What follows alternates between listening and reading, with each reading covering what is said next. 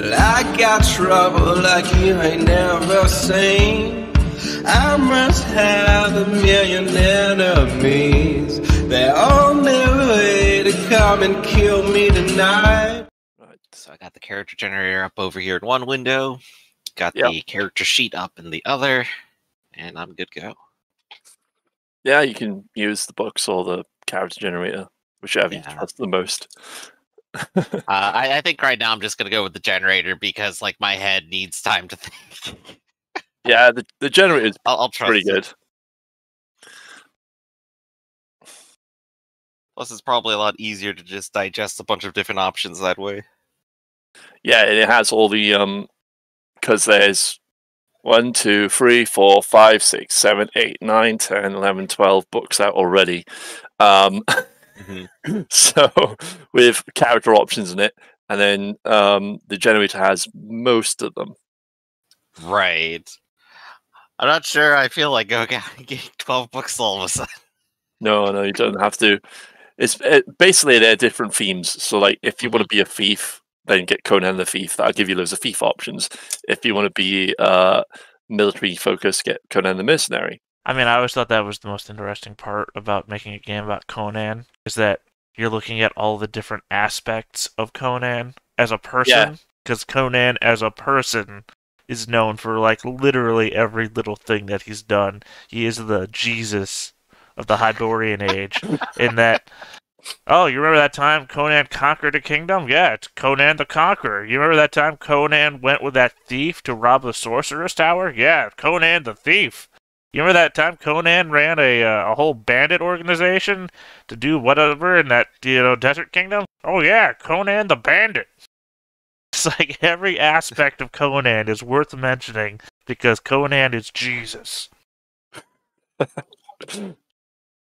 Yeah, he's done a lot. Well, I mean that's why every book is like Conan the King, Conan the Conqueror, Conan the Bandit, Conan the Pirate, Conan.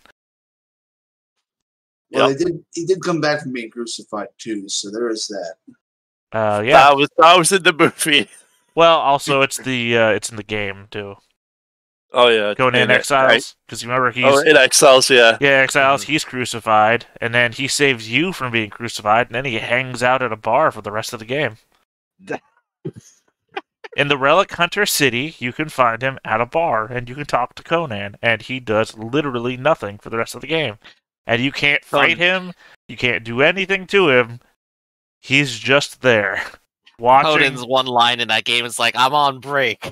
Well, he was watching two people dance in a bar, and that's basically it. You just wander in and out if you want. I mean, you can literally fight everybody else in the Relic Hunter City, just like you can everybody in the game, but not Conan. It'd be hilarious if he just stood up and one hit you or something. Well, he probably would, because you see him at the very beginning, the intro cinematic, where he saves you, or whoever that's meant to be in the opening cinematic, and then nothing until you reach the Relic Hunter City. I mean, if you even ever want to go there, you don't have to. Yeah. Okay, so I think we've been streaming this rambling for a while, I guess. It doesn't matter. I'll cut out what I need to cut out. Rambling's like half of our brand, honestly. That's all right. Cool. All right, let me just get my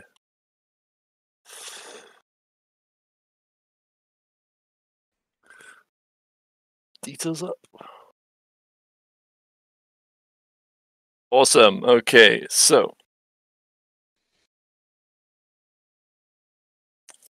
greetings and welcome to our first session of this new series of Conan. I am your game master, Mark, and with me I have 3 brave adventurers ready to dive into the Hiborian Age. I'll let you go ahead and introduce yourselves now. Hey everybody, I'm Griffin. I stream here with Data. We're here every Sunday and Wednesday. Come see us live or catch us on YouTube. Like, comment, subscribe, etc. As is the line I'm known for now. Griffin already introduced me. We're good. Yeah. Okay, all right. This is the fallback I always fall back on, is that Griffin's going to say anything I would have said anyway, so we're good. And I'm Ark Lloyd. I sometimes stream with these guys. They're pretty awesome. Yeah. Check them out. Yeah, you're awesome too. Great. And And that's yeah, just the mutton chops that make me look awesome. and Yeah, I I'm loved the you in Beastmaster. Gangs of New York. My name is Mark. He sometimes goes by GM Crom, and I've been running Conan since beta. I've run it for Modiphius at several conventions and for different events and such. I'm going to be taking everyone through the session 0 today. We're going to go through character creation, but first of all, a little bit of an introduction to the Hiborian Age for those that have never experienced the Hiborian Age before. Since it's an interesting setting, it's not your default fantasy setting. So, first of all, we're going to be using the 2d20 system for Conan, which is called Conan Adventures in an Age Undreamed of by Modiphius. It's a highly cinematic system that recreates the feeling of the sword and sorcery genre. The system can be a little bit tricky to learn at first because you have to unlearn everything you learnt from D&D. Instead of rolling high, you've got to roll low. And instead of having a huge assortment of dice, you've basically just got D20s and a D6. So we're back to Thaco, are we? It goes from 2d20 all the way up to 5d20. And when we start playing, I'll explain how that works. Okay. So, for instance, what happens is, so like in D&D, rolling a 20 is awesome. Like, it's a critical hit. In Conan, rolling a 20 is a complication. And that can be, even if you have the success, it could be like, ooh, success, but at a price. And it adds these kind of different little nuances to the game, which can be quite interesting. So, most of you will know Conan, either from the Arnold Schwarzenegger movies, or from the games like Conan Exiles or Age of Conan and the like. But Conan's been around since the 1930s. He first appeared in the story Phoenix on the Sword by Robert E. Howard in Weird Tales in 1932. This was the introduction to Conan, where Conan was king, which was an interesting start. Basically, what Robbie Howard decided to do was, instead of have a chronological order to the way that he told the stories, he decided, I'm going to have it basically Conan tell me the stories and then relay them in whatever order that he tells them to me. So it's kind of like, the adventurer around the campfire telling random stories. They're not in any order. They're just things that happen to him. They're ordered of the coolest ones that happen first. Oh, yeah. So at the same time, Howard wrote the essay, The Hiborian Age, which detailed the history and eventual downfall of the Hiborian Kingdom. So the setting for the Hiborian Age is quite interesting, as it's not set in another world as you might think, but is instead based in our world just a very long time ago. It's kind of got that same concept of the giant supercontinent where all these nationalities and races all come together in one massive mess, and you can see that in the map there. So yes, Hiborian Age is inspired a lot by our own history. Howard was an avid reader and even wrote historical stories, and so a lot of the inspiration for the different locations comes from history. So, for instance, Stygia is heavily inspired by ancient Egypt, and Aquilonia is a mix of medieval France with its kind of politics, and then the aesthetics of ancient Rome. It's quite an interesting mix. Heck, even the Bostonian Marshes is inspired by my home, Wales, and has some of the best archers in the continent, which is much like the Welsh were kind of known for in the medieval ages, as being some of the best archers in the world. All being said, the Hiborian Age is also part of the Lovecraftian mythos, which is where it gets really interesting. Howard and Lovecraft were pen pals and shared a lot of the ideas, and so magic and everything that's kind of supernatural all comes from that mythos. Indeed, sorcerers get their powers by making pacts with things from the outer dark, which is essentially these, great old ones and these outer gods that are, all throughout the Lovecraftian mythos. Mm-hmm. So this adds, as well as the kind of low fantasy, which is the typical setting, it also adds elements of cosmic horror, which makes for an interesting mix. So for the most part, Conan is, like I said, no magic. You won't see spell slinging sorcerers area, and you won't see elves, orcs, or anything like that. And in fact, the dragons that you'll see are more like motor dragons, and they don't breathe fire. They just have, a poison bite that will probably kill you within seconds. So yeah, it's an interesting setting. Especially if you kind of think about these historical analogs, you can get really quite into it quite quickly. There's also a lot of inspiration from like different myths and things like that. If you go up to Nordheim, there's literally a place called Asgard, and they're very close to the Vikings and how the Vikings fought at the time. Mm-hmm. So now that we've had a little bit of an introduction to the Hiborian Age, I think we should start with some character creation, or at least with the kind of characters that you want to play, because there's a lot of options in Conan, and I will try and help steer you in whatever way I can.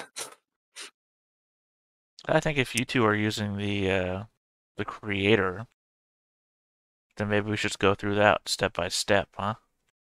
That sounds like Sure. a good idea. Sure. Especially because it gives you those little blurbs of information that you can read out loud and say what your character's like. Yeah. So I believe you've suggested that we not take sorcerer or magic things, correct? Yeah, that's right. So which one of these am I clicking to not have? You don't want Book of Skelos, and then I did put a list of all the different homelands that you shouldn't choose because they're all part of the Cull setting. You can still use the Cull book because there's some amazing archetypes in there. Oh, can you? Shit. Yeah. Oh well, too late for me now. I've already gone through everything. I thought you said don't use the Cull book, so I took I said you Cull can use the off. Cull book, just not the Cull homelands, which I put in a massive list. I think I've made a good thing, regardless of whatever is in the Cull book. Yeah, there's things like Gladiator and things like that, and they're awesome. Yeah. Oh well. It's all right. Southern, Eastern, Scout, Pirate, or Brigand homelands. Oh boy. Yeah. Or you could just roll. It doesn't matter. Let's just roll. Let's see what we get. Cosmopolitan. Which from region did you get? Aquilonia. There we go. Aquilonia. Well, okay, so that's the ancient Rome kind of medieval France mixture, Hey. which is the throne that Conan takes eventually. That's where he becomes king of. Very cool. Yeah, so Aquilonia is one of my favorite locations. It's such a wonderful city to explore. And it's actually portrayed pretty cool in Age of Conan. I quite liked how they portrayed it. Yeah, this is very much a talk to everyone kind of talent, it seems. Yeah, cosmopolitan. Cool. Yeah, if you go into a city that has, I think it's like if you go into another city that has like the cosmopolitan kind of trait to it, then it makes it easier for you to talk to them. Yeah. And I now know Aquilonian. Up. There we go. And what about you two then? Yeah, what homelands have you chosen? Well, you said Aquilonian. What is your what talent does that give you? Cosmopolitan. Okay. In your language? Aquilonian. Who would have guessed? I know. Who? I went with the Zamora. Zamora. The crumbling, decrepit kingdom of Zamora. Zamora is an interesting place. Zamora is kind of inspired by like Arabian Nights.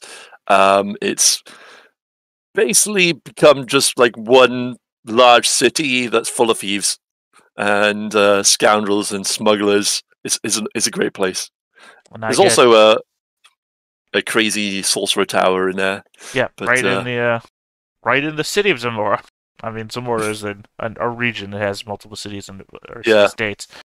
But yeah, it's the king doesn't even mess with them. That's why the king stays in his own place, or the despot, as they say. But Zamora, I get honest corruption, and of course, I speak Zamoran.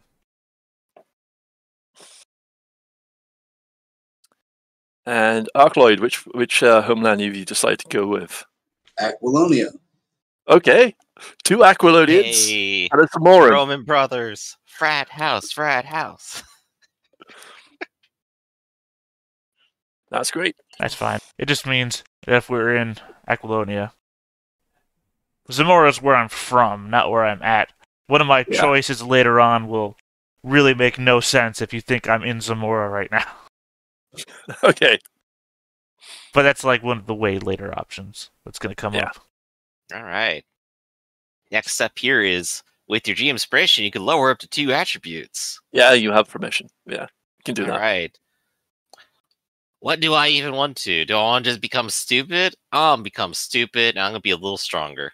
Yeah, I've lowered my brawn and coordination to raise my awareness and personality.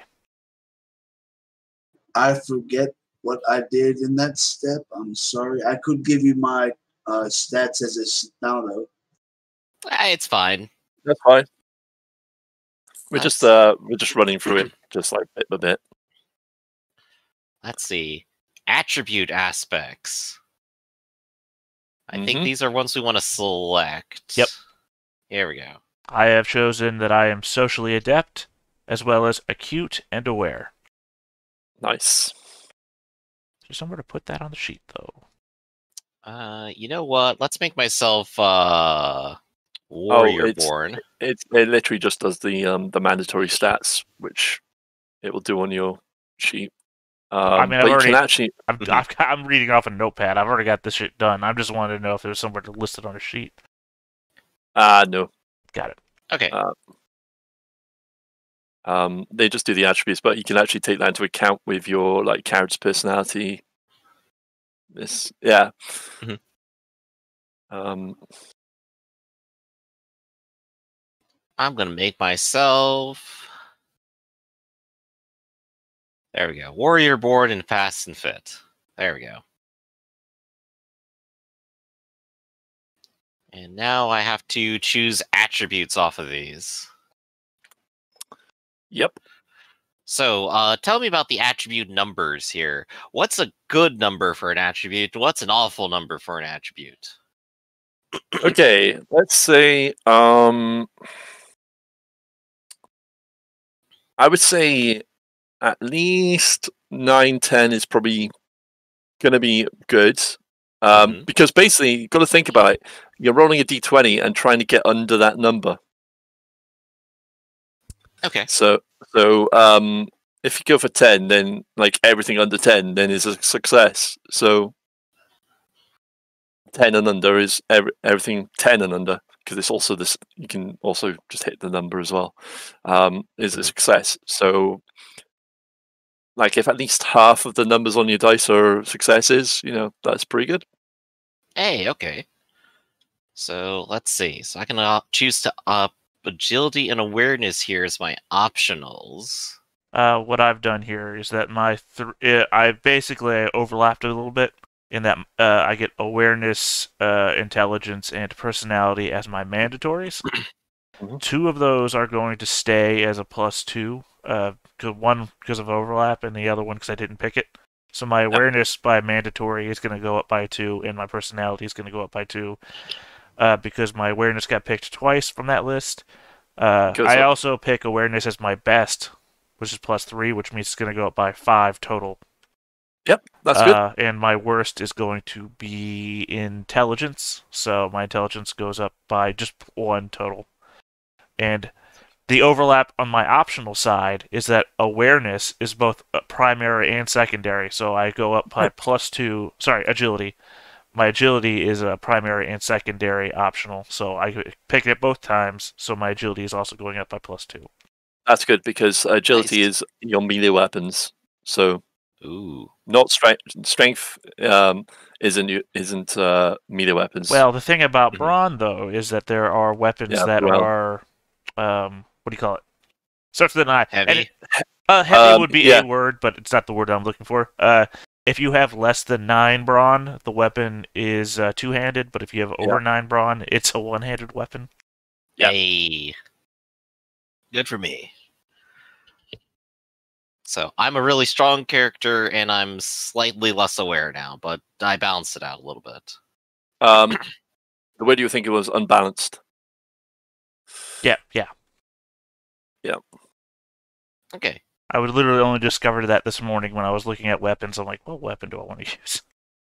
Yeah, it's kind of cool because like when you're strong enough, you can like just use that as. Well, long story Oh, short, one-handed weapon. I'm not going to be strong enough. I'm just going to be using a straight up one-handed weapon. I think I was looking at Swordbreaker or something like that. Yeah, and then you also have to take into account encumbrance, but we'll do that right at the end. Yep. I'm also at this point 1 point away from Ancient Bloodline, Ooh. which you automatically get if you hit 14. Yeah, that's right. Yep. I have 13 awareness right now. Yeah, Ancient Bloodline's interesting because it gives you like a plus, but also there's kind of the Doom pass off. Yeah. Yeah. Well, I'm going to make a long story short here. I'm going to end with Ancient Bloodline. Okay. Which one are you going to choose? I just went with the basic. The basic one? Yeah. I mean, it's all flavor. Literally, it's all flavor except for the actual mechanic of Ancient Bloodline. The rest of them are like, oh, you feel indignant and prideful in your origin when you do the Ancient Bloodline. It's like, oh, well, I mean, I'm going to feel what I feel. Alright, what about you, Arcloid? My traits, well, what are the aspects that you pick? What's the words? What's the description? Dexterous and eagle-eyed. There we go. So what's your best and your worst? It didn't record my choices, but you're talking about the attributes, right? Right. One goes +3, the other one goes +1. And then the other 2 that you didn't pick gets +2. Well, I can just give you my totals. My agility, brawn, and coordination are 10. Intelligence is 7. Personality is 8. And willpower is 7. And this is at this point in the character creation, right? No, this is finished. Oh, well. See, this is why I did it all with a spread that I could tell where I'm at what point. Right. Meanwhile, here I'm just going through the steps. Well, see, I went through the book. I made mine through the book and on the character creator at the same time. So every time I looked at the book says, okay, well, this example person did this, and there's a whole chart. So I recreated the chart in my notepad. Yeah. So I know exactly that I'm right in every decision that I've made, and I know where I'm at in the character creation. All right. Meanwhile, over here, I've gone ahead and rolled up cast now. You want to know what I have become? Did you just roll it? You can choose. I just rolled it. Okay. But choose. I don't need to choose. I don't get to choose my social position. Sure. All right. So you're herder. Maybe I should have increased my observation after all. Too late. But this is essentially what you were before you became an adventurer. So. Mm-hmm. So what's your skill with with the herder? Animal handling. I have social handling. I have sentry, where even if I've had 4 hours of sleep, I take no penalties for sleep deprivation while making observation checks. 4 hours in the last 2 days. So yeah, I can just stay up as long as I want. And then subject. While I'm within my lands, I experience a lesser tax bracket. Nice. See, the thing here now is that I have to look on the sheet to figure out where my skills are based on the things, because I just wrote them down in a chart, not on a... Okay. Command is... Personality? Personality, there we go. Does the sheet have a spot for social standing? Yeah, it should do. Don't see it. Do you see it, Griff, since you're on it right now, too? Social standing, that's probably... command is in personality. It's the Yeah, no, second box I from the found that. bottom I'm of the talking row. about social standing, though.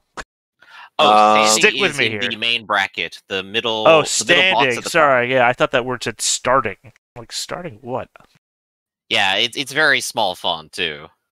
For the purposes of keeping up, I am the cast Petty Noble.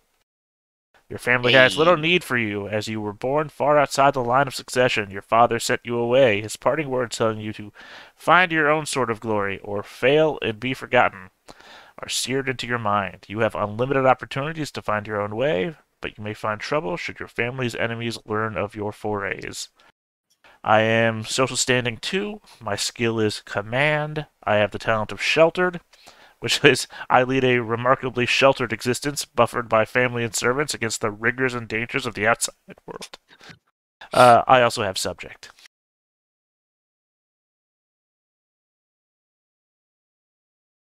There we go. And Archloid. Yeah. Yes, we are looking at story, or is it What something story? different? Cast. Cast. This is why if you've made it advanced Archloid, you got to keep up with us here.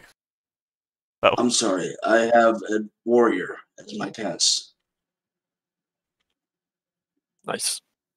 And that gives you what? What's your skill? I'd have to look that up. I'm sorry. Open the book, Archloid. Okay, then. Ah. Open the book. The book is open. Okay. I'm going to bet that it's probably some sort of combat skill, perhaps melee. Comes from warrior His is talent, sentry subject, and skill gained is parry. Hey. So you both don't need to sleep. that's good. And we all I have mean, subject. I think we take penalties on everything else. We're just going to be aware that something's kind of going to kill us if we don't sleep. Sleep with one eye open. Yeah. Gripping your pillows tight. Yeah. All right. At least you're not biting your pillow tight. Next up here seems to be story. Should I roll that one up too, or should I actually select it? Sometimes it can be fun to like roll it up, but it does influence like your skill, your skills. So you might want to have a look over it. No, the story doesn't. Oh no, You're taking I'm war thinking- story does. Yeah, I'm thinking war story. Yeah.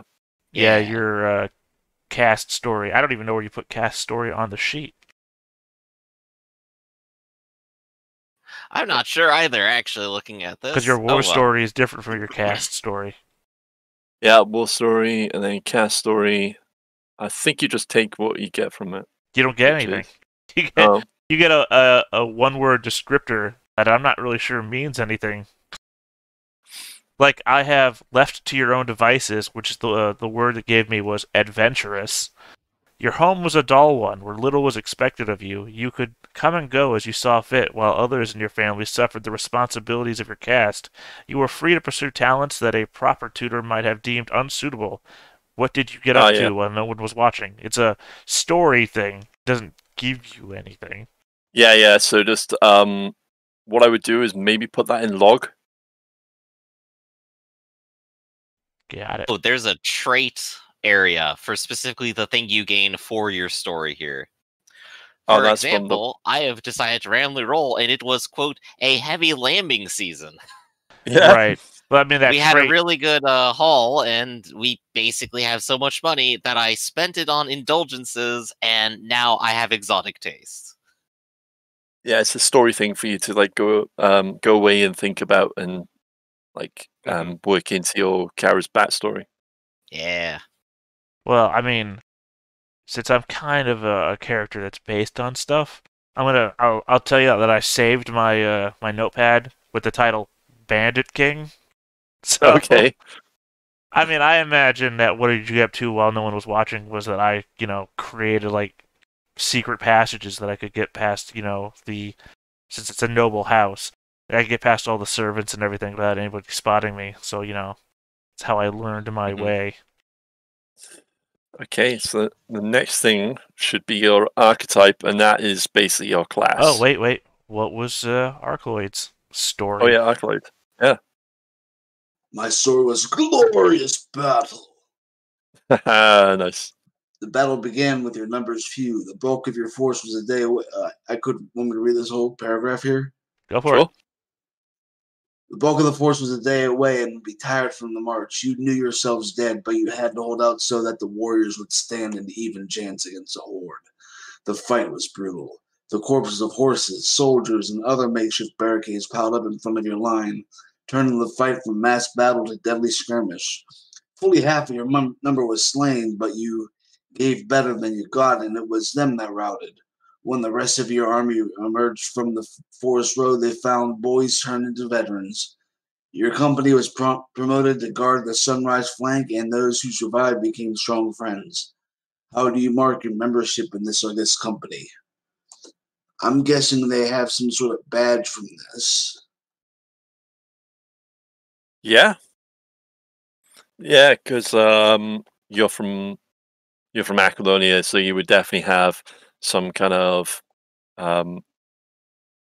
reward for that.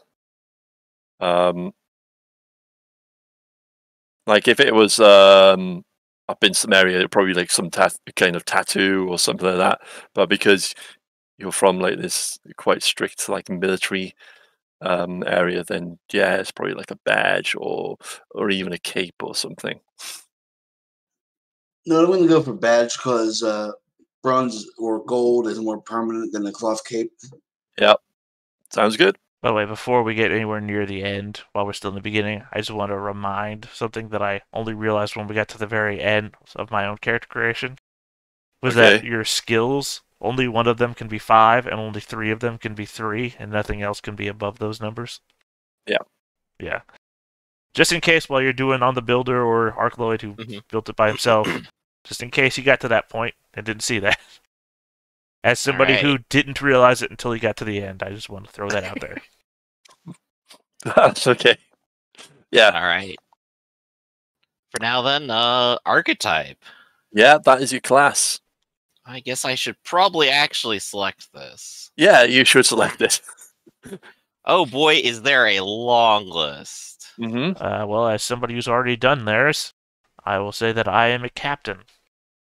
Ruthless, intelligent. Yep, from Conan the Mercenary. Yeah. Ruthless, intelligent, committed to the job. So long as it pays, the captain leads a company of mercenaries, negotiating for contracts and ensuring they are carried out. A captain must balance loyalties to gold, to their troops, and to the mission. While gold comes in, the captain is beloved. If fortune changes, a captain may end up murdered by their own company. Captains are found in taverns, barracks, prisons, or even royal courts. Their skill at arms are matched by their ability to negotiate a deal and to recruiting those to earn it for them. Between jobs or even armies, a captain is always alert, aware, and ready for opportunity. I get the warfare skill as a career skill.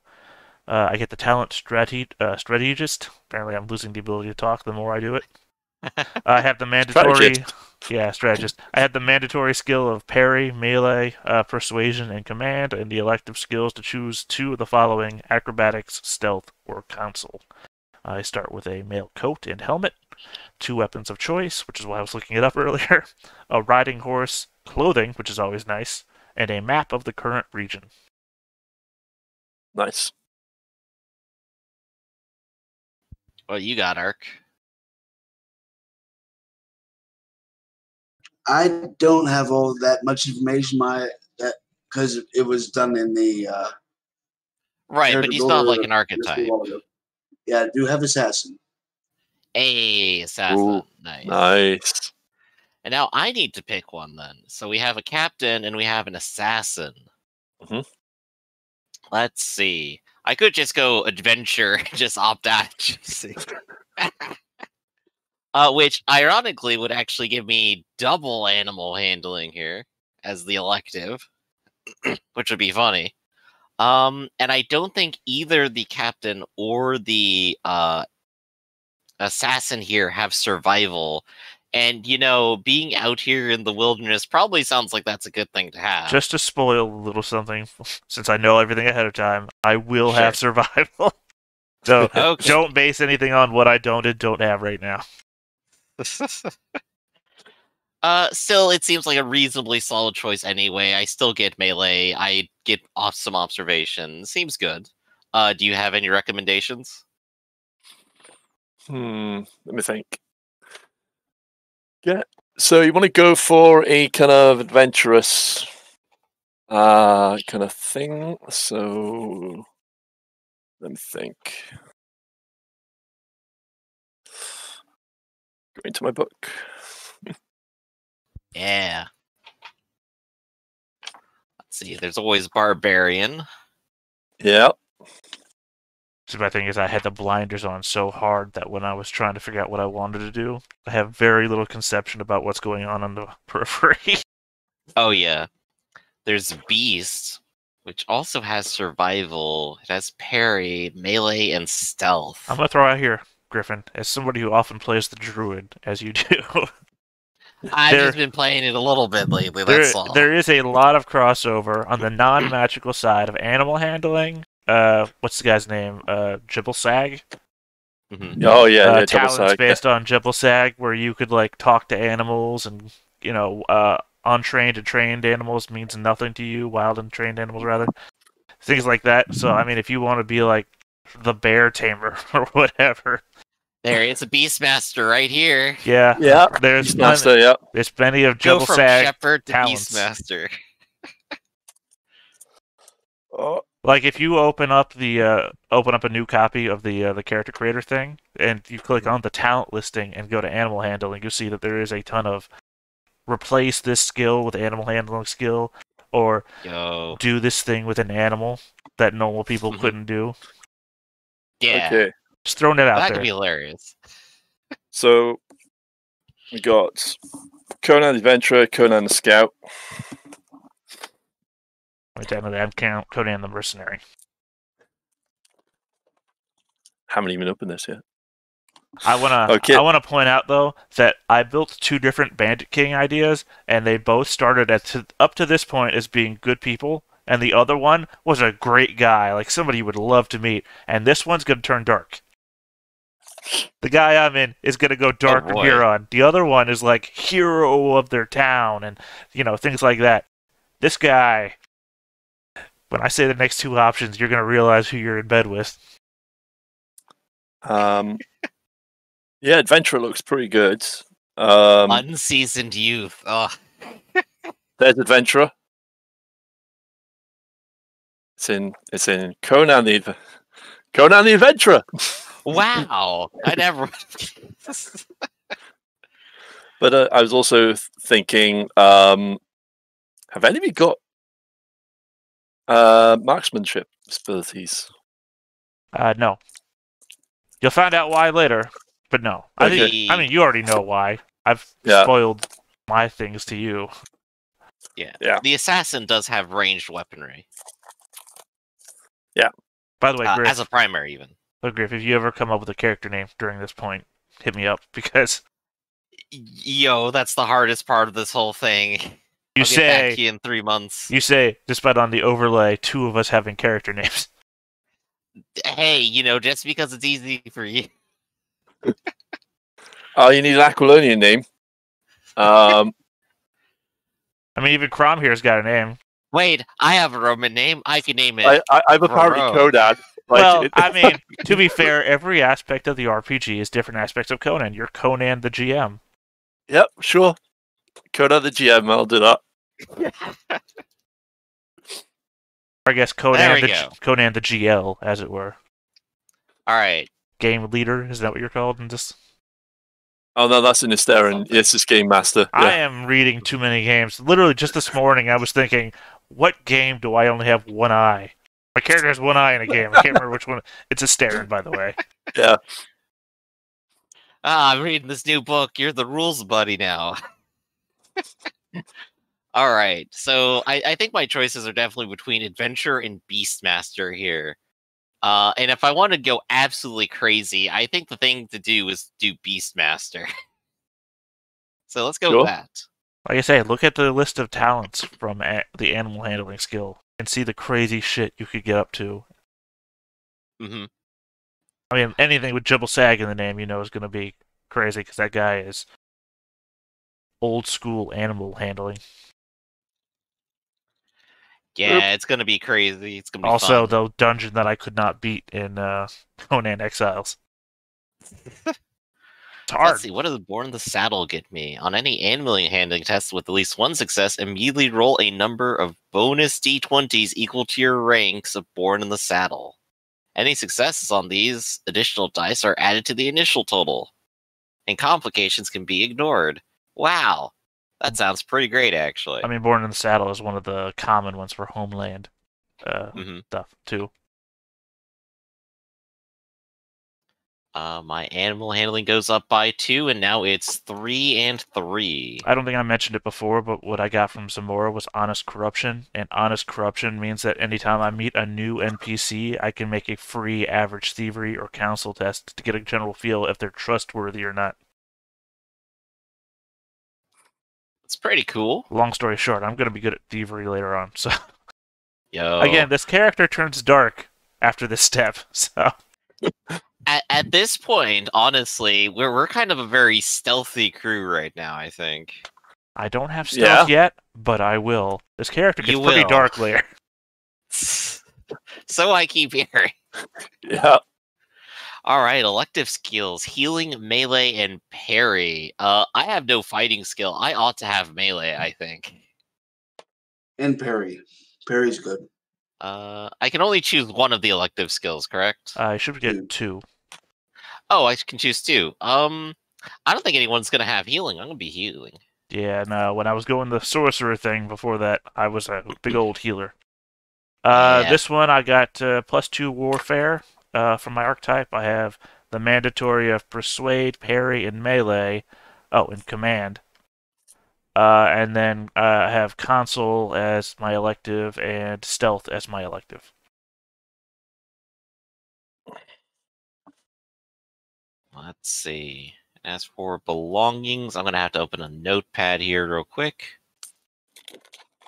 Yeah, I have that stuff off to the side right now because I don't know exactly how to...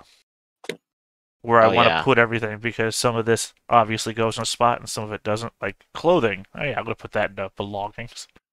This is the kind of amount of books that you're looking at so far. Oh boy, this is a huge list of like 2 possible weapons here. Oh yeah. I'm gonna have brigantine. Yeah, I'll take some brigantine. Yeah, the thing you want to take into account with armor is that some of it covers all your body, some of it only like covers like certain parts of your body, because there are hit locations in Conan. Well, thankfully, the one that I've got, I think, says just about everywhere. It says arms, torso, legs, head, heavy. Nice. The 2 options I have here don't have head, but one is heavy clothing with 1 and brigantine with 2. No, it doesn't have a listing of area? No, it does. It has torso, arms, legs. It just doesn't have head. That's all. Yep. Just gotta hope they don't swing for the head. And now I also have to choose a weapon. Well, it seems to have a Warhammer system of target hit locations. So I assume there must be some sort of chart where... Oh, yeah, it's there is a chart. No, I mean of what happens when you get hit in those locations. Oh no, it's up to the GM kind of to describe what's happening, but there's also, it means that there's less armor there, so you take more damage. Okay, so a step below Warhammer in that respect. Yeah. Although Warhammer, it was take the number that hit you and flip it, and that flipped number is then where you got hit, and then the amount of damage resulted was on a chart for like if you got hit in the face. Sort of a aces and eights style. Yeah, and then if you get hit in the thigh, you might not be having kids. If you want to simplify it, then this has all the hit locations on it.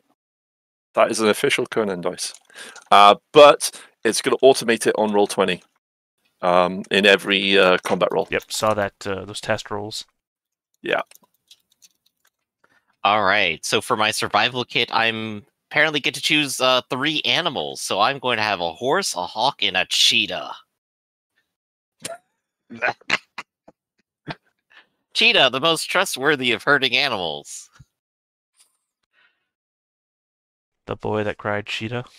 I could also choose camel, hound, monkey, and panther. But honestly, cheetah sounds great. You're not going with monkey? Monkeys are great for stealing things. You could literally be Aladdin. Literally what I was thinking, yeah. I'll come back and get monkey later. Right now, I'm just going like, oh, there's a bunch of empty wilderness space here. Hawk sounds great. And of course, having a horse is good. Camel is an option too, but I'm not sure like if I want camel or horse, so I just want horse. Well, it depends if you end up in the desert. Mm-hmm. After that is nature. Yep. Should I roll or select that? Select it. Yeah, probably. I mean, I've told you that this is where I start getting darker. My nature is Yeah. bloodthirsty. You crave violence and feel Ooh. no hesitation about spilling blood to pursue your goals, whether it is warranted or not. In truth, you need no reason at all to draw steel and sheath it in flesh. Attribute improvement, brawn, mandatory skills, athletics, melee, and parry, elective skills, animal handling, thievery, or warfare, and the talent one associated with the above skills, I have chosen General Rank 1 Warfare. That is a long-ass paragraph that I don't feel that I need to read the whole thing out.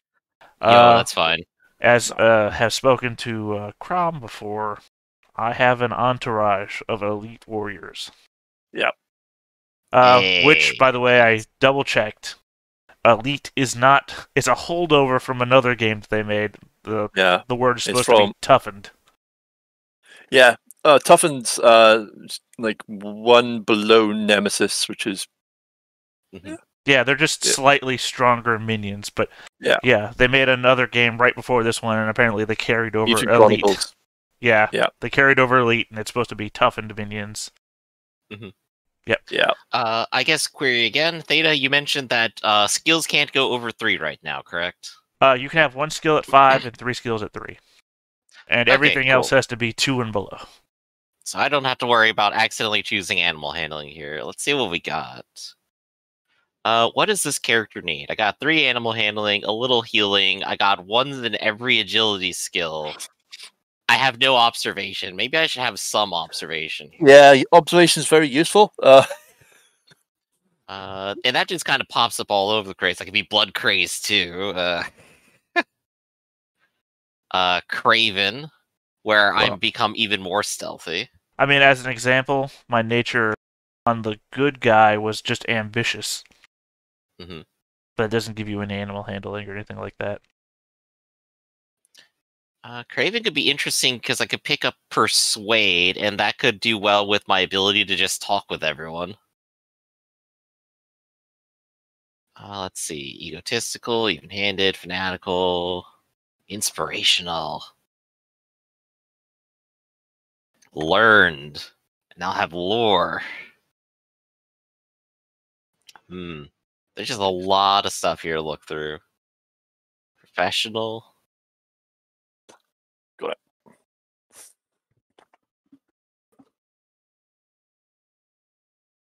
All right. So to this point, I now have General 1 and Warfare 3, which means I technically now have 3 toughened. I keep going to use the word elite. Yeah.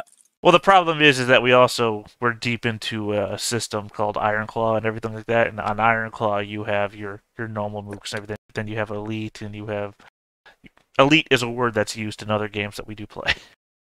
Yeah, that's fine. I know what it meant.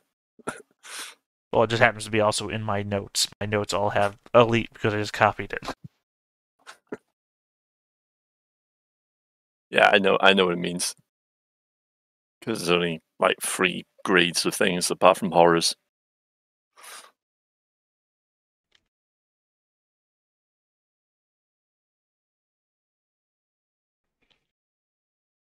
Right, so I've gone with Craven, which will give me acrobatics, observation, and stealth, as well as parry and persuade. Okay. Craven. Yeah, I mean, hey, just send the beast in instead. It's fine. It's fine. It's fine.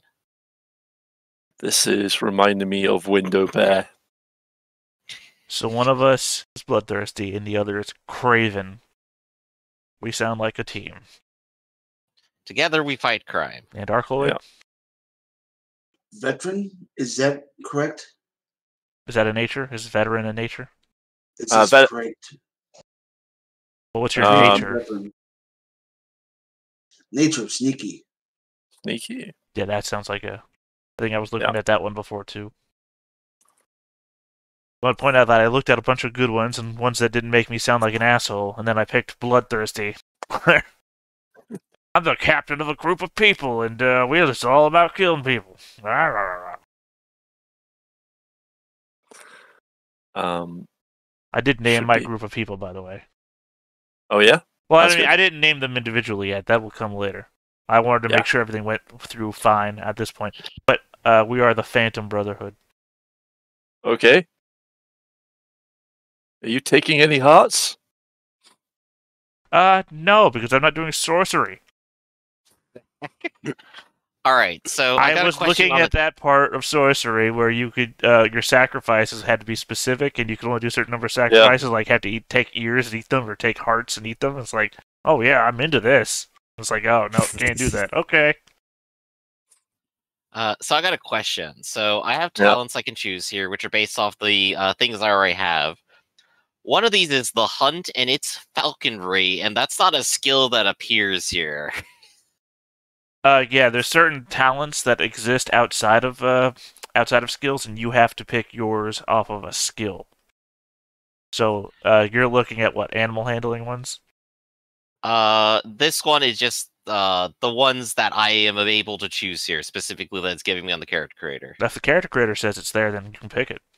Yeah. Okay. But I'm talking about specifically, like, there's luck-based talents. You can't pick those because they don't have an associated skill. Or ones that I want are outcast. Outcast is not a skill. I can't pick them. So if that says falconry, it's probably because it's associated with something else. Yeah. It does seem neat, and I think I could choose that or sharp senses here, where I can actually re-roll a d20, or I could just gain a d20 on survival checks with falconry. Just to be clear, when you say it's on the character creator, you mean it's as an option on the step you're on, not on the giant list of talents, right? Correct, as an option on the step I'm on. Okay. Yeah, then you should be okay to take it. Okay. But do I take it? Now it is. What was the name of the one you were talking about? The Hunt. The Hunt. Yeah, because it is tied to animal handling. Mm-hmm. I don't know why you say. I don't know why I would say falconry. On the main list, it's just the Hunt, Wander, or prerequisite animal handling expertise 1. Okay. Well, I mean that's just what it says here. Yeah, it opens up into My Eyes Above or Mighty Bird. Yeah, you know what? I'm gonna do the weird thing here. This would be something I got from my nature. Well, no, I mean I guess just a selection. If you get another rank in animal handling to 2, it's Society 1. While you have the Hunt, you can get a Majestic Sight, which will you send your bird out there. It's like a falconer at a expo. You can use animal handling instead of persuade to gain favor with nobles. Yeah, I saw that. I'm just like, this is hilarious. I have 3 animal handling. I'm just gonna be so cool in the right circles. And with Cosmopolitan too. And it just sounds great. My Eyes Above, it's just basically being Beastmaster. Yeah. It's all right. If you go down this path, you just do essentially just become Beastmaster. You just need a ferret? Well, he had 2 ferrets and a bird. Yeah. But he was Parrot, generally, unfortunately, wasn't an option. Otherwise, I'd be surrounded by them. I guess, Beastmaster / Crocodile Dundee. All right, so I have chosen the hunt. Nice. Now the question is, education is next. Yeah, you can select that. All right. This is where, again, I'm turning dark. Okay. My Oh, education is victim turned victimizer. Raiders made you, and in time you became one. Bloodied, left to die, your valuables stolen, perhaps your family killed. You learned what the world offers: the weak, the timid, the complacent. You swore that you would never be the victim again. Instead, you are now the predator, stalking the fat caravan trails for coin and slaughter. Sometimes you recognize that look in your victim's eyes, but quickly dispatch them and forget. Mandatory skills of melee, survival, and warfare. Elective skills of 2 of the following: discipline, persuade, and warfare.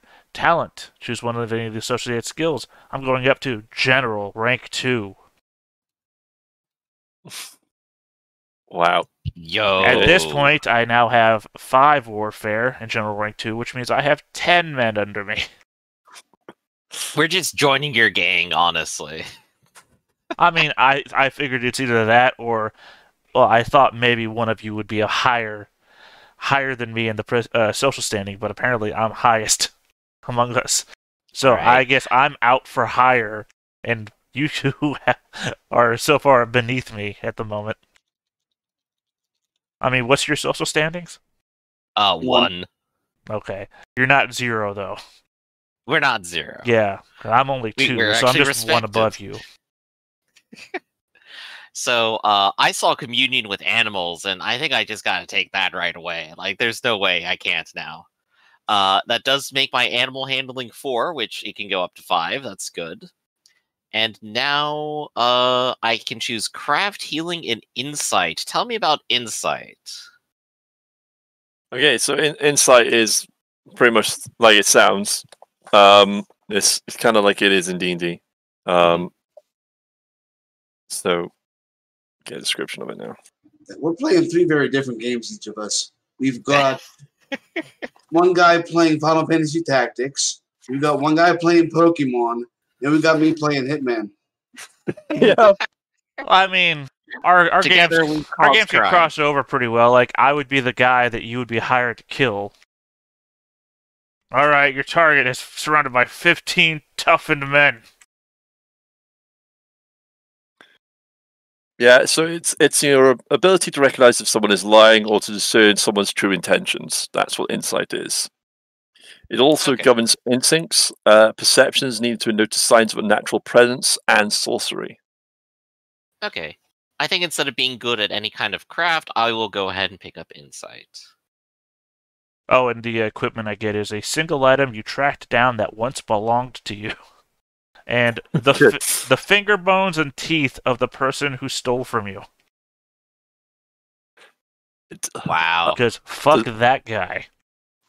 I wonder if anyone's going to end up with someone's sharpened rock. That's their random item at the end. As their weapon. It's like, Oh, that'd be great. my mentor's sharpened rock. Well, honestly, the only weapon for Griffin's character is a sling and a staff. Sling and a staff. I mean, I'm coming in with a battle axe and a whip. Nice. Well, that's even more badass. Okay. I mean, do you really want a whip, though? That implies that you're not... That's the mandatory one. I say, can't... that implies you're not very good at commanding your animals. Oh boy, there's just even more falconry stuff now. Again, don't forget, if you got the option, the Jebel Sag stuff. If it's not on your list, then I guess that might be one of those non-skill based ones. Like I was there's talking about. herder here. How to turn a wild herd of animals into a tame source of ready supplies. Eyes of the forest, reacting to the environment. Charge, personally adept at riding mounts in the battle. I could get another rank of Born Wild here. Wait, no, I don't have Born Wild. I have Born in the Saddle. I could get a rank of that. I think we're just bringing a ton of minions to the game. Oh yeah, to get the Jebel Sag stuff, you need to have Eyes in the Forest to get voice, and then you need voice to get the next one up, which is child of Jebelsag. Okay. So I'll go ahead and choose Eyes of the Forest here. I think the thing is, though, is that you only get like 3 options character creation for talents. So if you go for the voice or child of Jebelsag, you have to go for it. Yeah. I mean, I'm probably not going to start with it. No, that's going to be the unfortunate part. Eyes of the Forest is useful anyway. And what was yours, Arcloid? Your education? Lockbreaker. Your education? Nice. Yes, that's called Lockbreaker. All right. I don't know what book it comes from, but I did pick. The only option I picked in character generation for like other source materials was Thief. Alright, so it's from Thievery, and I think I've got it. Is it Picker of Locks? No. Lockbreaker. Lockbreaker. Okay. Maybe it's under Outlaw. Nope. Oh, Eyes of the Forest actually lets me use my animal handling and observation. That's very cool. That's what I'm saying. There's a lot of replacement skills for animal handling with all that, on top of also having all of the utility of animals. Lockbreaker. Many are the thieves who use brute force to get what they want, while your apprenticeship was spent poring over locks and other mechanical devices, learning how to disable and dismantle them. While others learn to steal and escape quickly, yours is the art of stealing and leaving no trace where there was ever a theft. Mandatory skills, +1 expertise and +1 focus at craft, discipline, and thievery. Elective skills, I think I picked craft on this. Should be 2. And I believe it was thievery. I didn't know what expertise did. No, it's expertise isn't a skill. Expertise is part of the skill. Oh, you have focus and expertise. Oh. I don't know how the character generator grouped them, and I don't remember which I picked. Also, Lockbreaker, the worst of the AC/DC cover bands. Lockbreaker. No, I'm sorry. That is a cover song to a 1980s tabletop game, Crossfire. Lockbreaker, you'll get caught up in the...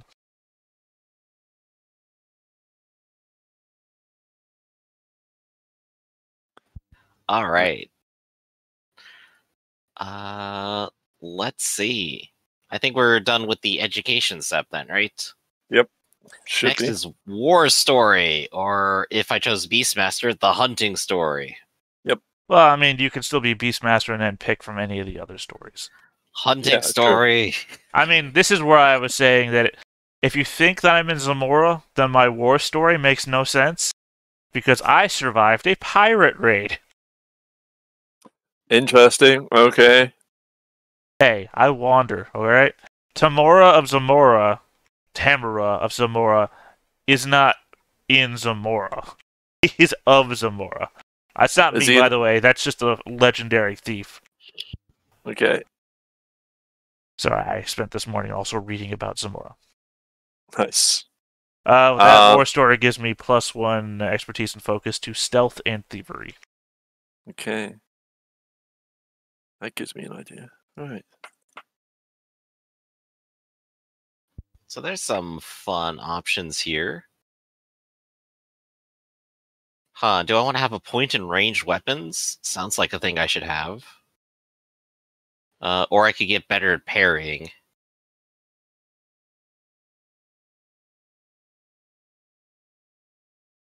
Or I can just fall on my ass. That gives me points.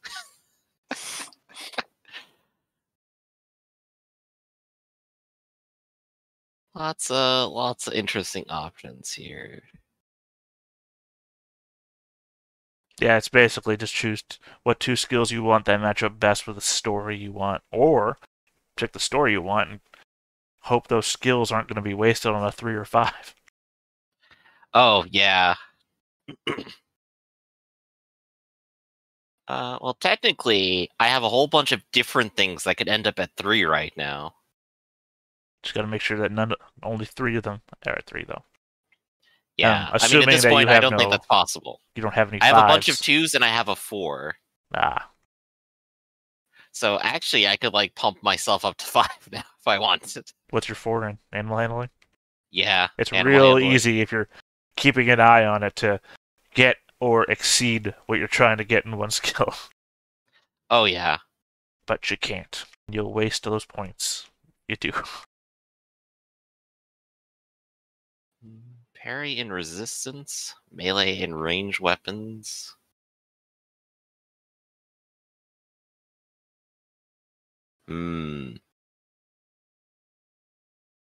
These are tough choices.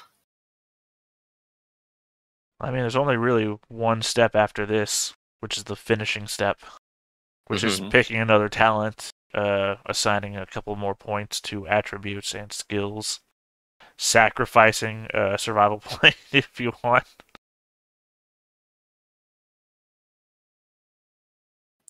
Let's fight a giant creature so I can get some more parry.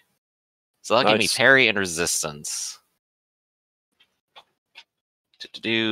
Fought a giant creature. Also, it doesn't really say where in your life path your war story took place, does it? Don't think so. Because I, in my imagination, assumed that survived a pirate raid took place before my victim turned victimizer. Yeah. So, that's the raid that I survived that changed my life. Now has me stalking fat caravan trails and whatnot. So, finger bones and teeth of the person that I have are the pirate's fingers and teeth. Well, except for the gold tooth, of course, I spent that. Alright, so now that I've come out from behind as a Beastmaster, I think I should probably pump my personality up to 9 now. You're in the finishing steps. Yeah, with the next step. Cool. Because that's what animal handling's based on. I ought to have something there. So it can come in handy later. Are you putting 2 points in the personality, or you're putting 1 and 1? 2 points in the personality. Right. If that's where we're at, if that's where we're at, then I'm putting 1 into awareness and 1 into personality, which pushes my awareness to 14, which then gives me the ancient bloodline talent. Nice. Let's see. Is there any skill here that I truly ought to have? Because now I get to also choose skills. Yeah, 3 points across skills. I put 1 into athletics, I put 1 into persuade, and I put 1 into survival. Well, I don't think I need sailing. My thing was that I'm at a bunch of, or I'm at 3 3s now and a 1 5, which meant that I had a couple that I just needed up to 2. For future, I needed 2 survival, so I put 1 in survival. I want to be a talking guy, so I put one of my 3s into persuade. That's why I put 1 in that. And then I had 1 left over, and I'm like, well, I don't want to just have a bunch of 1 skills. And I've got 1 athletics already. Why not? 1 in athletics. Have any of you got healing? Yeah, he does. I do. I'm going to pump it up to 3, actually. Have any counsel? I have 1 counsel. That's good, because that's mental healing. Well, I mean, I have 1 counsel and... What's counsel skill? Persuasion, right? Personality. Personality, yeah. I have 11 personality and 1 counsel. Nice. So yeah, I couldn't... This counsel is one of the skills I didn't read. I was like, well, clearly that means like talking to a king or something, right? Fuck counsel. No, it's giving sound advice and reassurance. So like when you eventually take sanity damage or whatever, or then you can help them heal that way. Well, sure. Let's go talk to the bloodthirsty victimizer. I'm sure he'll give me sound advice. Oh, here it is. Call of Jabal Sag. Rank 1, animal handling. I could choose that now. Yeah, and I could call you Ball Sag for the rest of the... Yeah, there we go. You're the child of a ball sag. Imitate the calls, growls, wildlife. Because I'm an adult with clearly an adult sense of humor.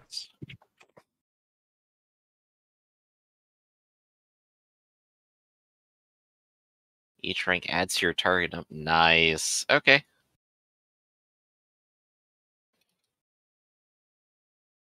It's a once in a character creation opportunity. Yeah, it's an interesting talent.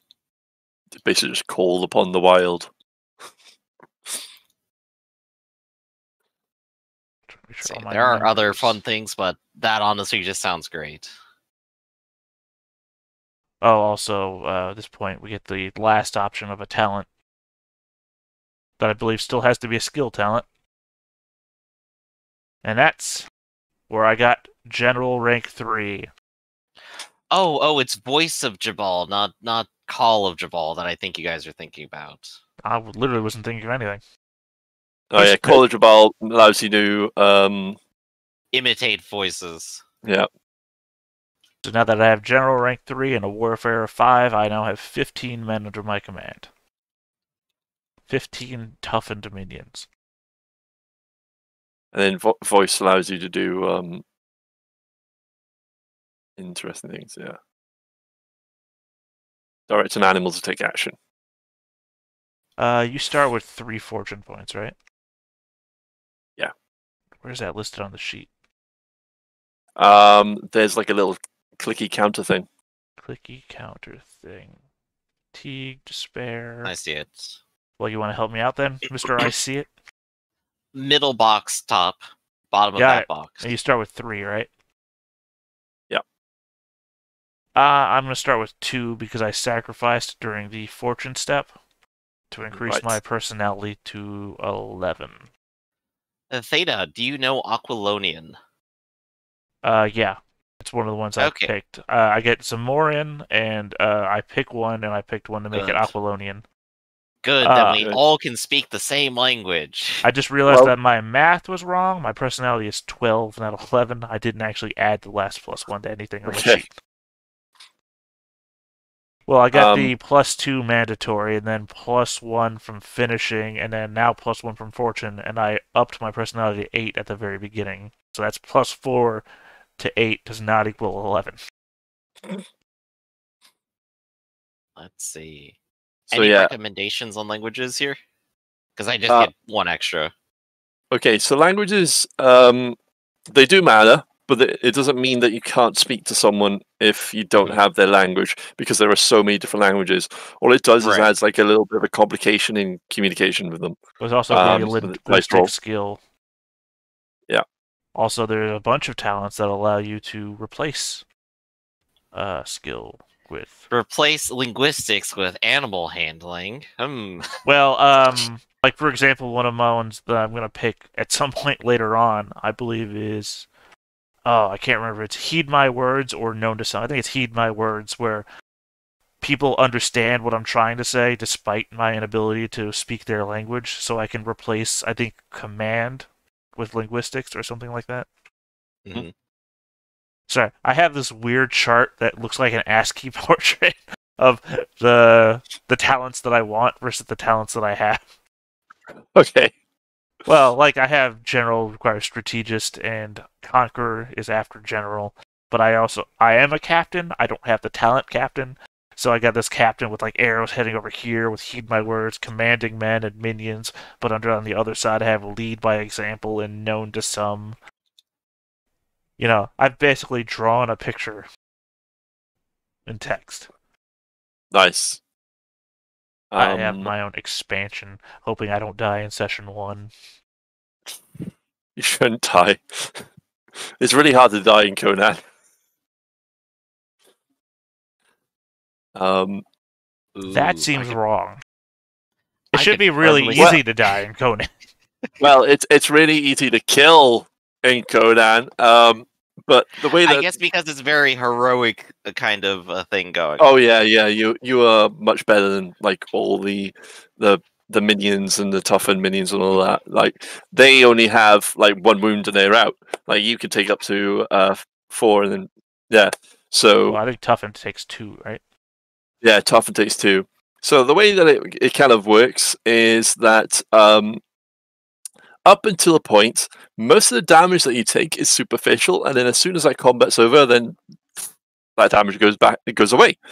It's when you take like that critical wound, that is when you are now injured, and unlike like say other RPGs where you can just take a healing potion, it goes away. No, this will take like a week, maybe several weeks to so we go got away. the 2 health pools thing going on, which I've seen around a few times. I don't think Warhammer did that. I can't remember. It's been a bit, I mean, but I know one of the Star Wars systems did. Leaning back to Ironclaw, Ironclaw has, you get hurt, you can heal hurt in like 5 minutes of first aid, but you also then have injury. Injury takes, I don't know, a long time. Sometimes it can take a month to heal an injury. And then you have sick. And sick is like a worse injury. You have to heal sick to then be able to heal injury. And all of that means you're taking more and more damage every time you get hit. Yeah. But most minions, they have like a threshold, and then if they hit that, then they're dead. If you're fighting like 5 minions at a time, and you manage to just do all the amount of damage at once, you can just kill 5 minions at a time in one swing. And here it's pretty awesome. I come with 15 of them. The Phantom Yeah. Brotherhood. Yeah, so you'll be able to direct those as 3 separate units of 5, essentially, and they'll be doing 3 turns, which is quite cool. You should be able to, even though it seems like a lot of NPCs that you're managing, it's because the system works that way. I'll get more. Pretty easy about it. One of the things that I have my eye on, I think it's either known to some or commanding men, is the one that makes it easier to get loyalty out of people. Okay. I'm working towards a goal here. One of them allows me to make a pretty easy check to get loyalty out of NPCs that I'm talking to. Plus, I have the thing from my homeland that allows me to know if people are trustworthy or not from the moment I met them. Okay. So, I'm working on a goal. I am the Bandit King. Yeah.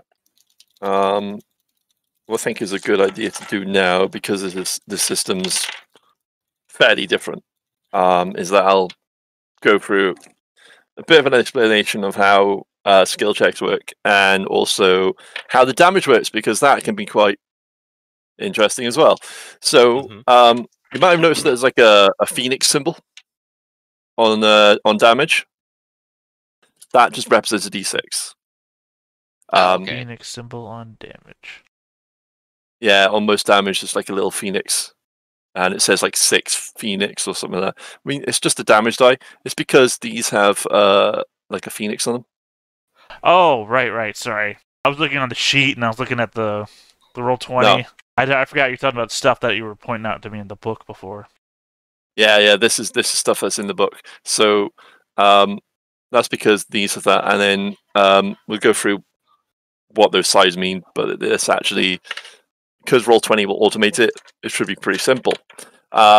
So in Conan, essentially, you're going to be rolling most of the time 2d20, and you're going to be trying to get equal to or under the target number. So if, say, which is usually your stat.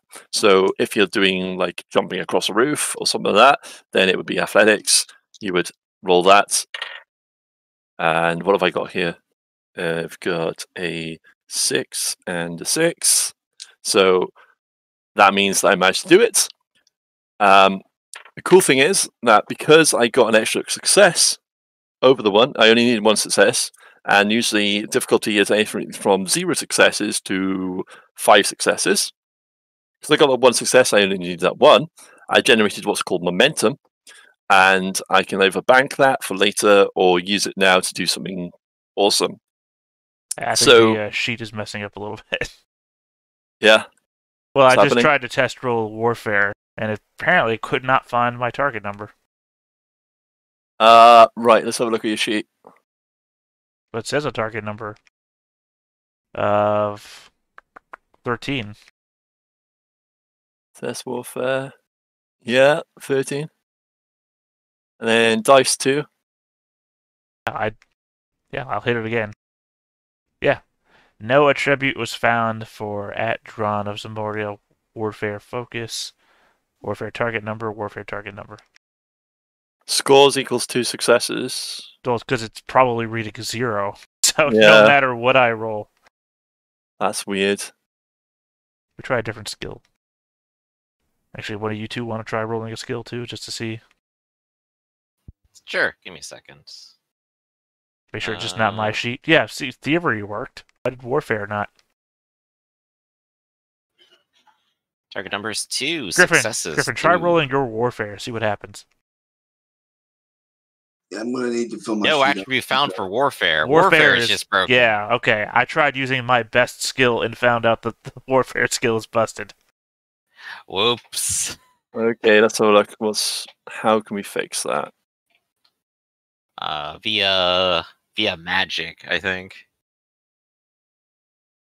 Let me find warfare. My best skills are survival, thievery, and command. That's Could I have weird. somebody, once I've had my sheet filled out, can I have somebody audit it to make sure I didn't select a perk that gave me a skill that I already had +5 in? Shit like that. I didn't I mean, end up with. the creator shouldn't let you. Okay, that's good. I found that when I got over 5 on a skill, it wouldn't, like, there would need no plus or minus symbols on it to allow me to do that. Okay, so with warfare, because it seems that skill's broken for some bizarre reason. Whoever made the character sheet, you're gonna have to do it manually, which is just like /roll d20. I mean, it's And fine. then- We understand how the system works. We're trying to roll under the number. Like, I need to roll under a 13. Yeah. I have So- 5 rank, so I'm assuming you roll and subtract? Right? No. I'll explain now. Okay, so you have let's take for example that thing now with the 5 rank. Okay, say that you had to do a warfare maneuver that was 4 successes. Okay, you can't roll that with 2 dice. Right. Actually, you can, because if you roll equal to or under that 5, that counts as 2 successes on that single dice. Oh, okay. Okay, I got it now. It's not a modifier to the roll. It's a better things It's a critical. happen. Yeah, better things happen when you roll under. I got it. Yeah. So, say like you were doing doing a sword fight with someone, and you only need that 1 success, but you end up with 4 successes. You then get a load of momentum, which you can use to do like awesome things. Like, you know, you could like disarm them or like kick them off the edge of the balcony. Cool things like that. So if I needed 4 successes on a warfare, and I rolled a 2 or 3, and I have a 5 skill in warfare, or 5, focus? Yeah, you'd hit it. Yeah, no, I'm saying, was it focus or expertise? Expertise, right? Focus and expertise are the exact same number. No. Yeah, at creation they are, but not later on in the game. I mean, which is the one that's counted as rolling Focus. under is additional? Focus? Okay, so if I rolled a 2 and a 3 in warfare, and I have a 5 focus in warfare, that means that I would have scored 4 successes? Yeah. Okay, just putting it in my head, that's all. Yeah, so you just want to, if you roll equal to or under your focus, then that counts as 2 successes on that single dice. But you can also, we'll go into that when we actually start playing. You have that awesome momentum system, but I also have my own system called Doom. And Doom allows me to kind of manipulate the scene and do kind of awesome stuff, and like throw spanners into the works. You can pay me Doom to get extra dice. So if you think that you are this particular task is going to be tough, you can like go, I'll pay you some Doom to get an extra dice, and then you roll that, and it's probably even easier to achieve the task because you got more dice, and you can do that up to about 5 dice. 5 is the maximum. Now, the D6, essentially, what it means is you roll number of D6 equal to the Phoenix symbol, or however much it is the damage. That isn't like a static amount of damage. So, say you've got a weapon with 6 damage. So roll this. Cool. Okay. So a 1 equals 1 damage. A 2 equals 2 damage. 3 and 4s are blanks on that dice. 5s and 6s are 1 damage with an effect, and each weapon has an effect, which do stuff based on like when the Phoenix dice is rolled. So, like that means like if I rolled these now, actually here we go. Let's go for it. Let's take someone's weapon and roll it. Someone want to roll their weapon? Literally, just give me some typing weapon it right stats. now. Typing in Tell my me about a sword battle breaker. axe. Okay, you need weapon stats. Cool. Yeah. Okay. All right. Probably will need it for the whip too eventually, but let's just start with the battle axe. All right then. Weapons 144. Don't remember off the top of my head what a battle axe is. Okay. Battle axe is 4. And then you've 4 also, damage. yeah, but then you've got extra based on how much brawn you have. I think I must not have entered the damage in right. Alright, I got 12 brawn. Total Okay. damage 0. Can't remember how you calculate this. The final calculations, I think this is done in this step. Oh, shit. Roll20 sometimes does that thing where if you enter information into a field faster than it's ready, it just gets rid of it. I was like, Yeah. I entered damage, I hit enter, and it's like 0 damage. How? And I look back, oh, there's nothing there.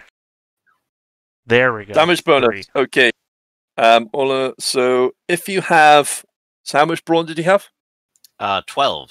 12. Then you get 3 extra bonus dice, which you put in your damage bonus section. Alright, so I have 7, and if I hit damage here, marking that down so I remember. Oh, I just rolled really terribly.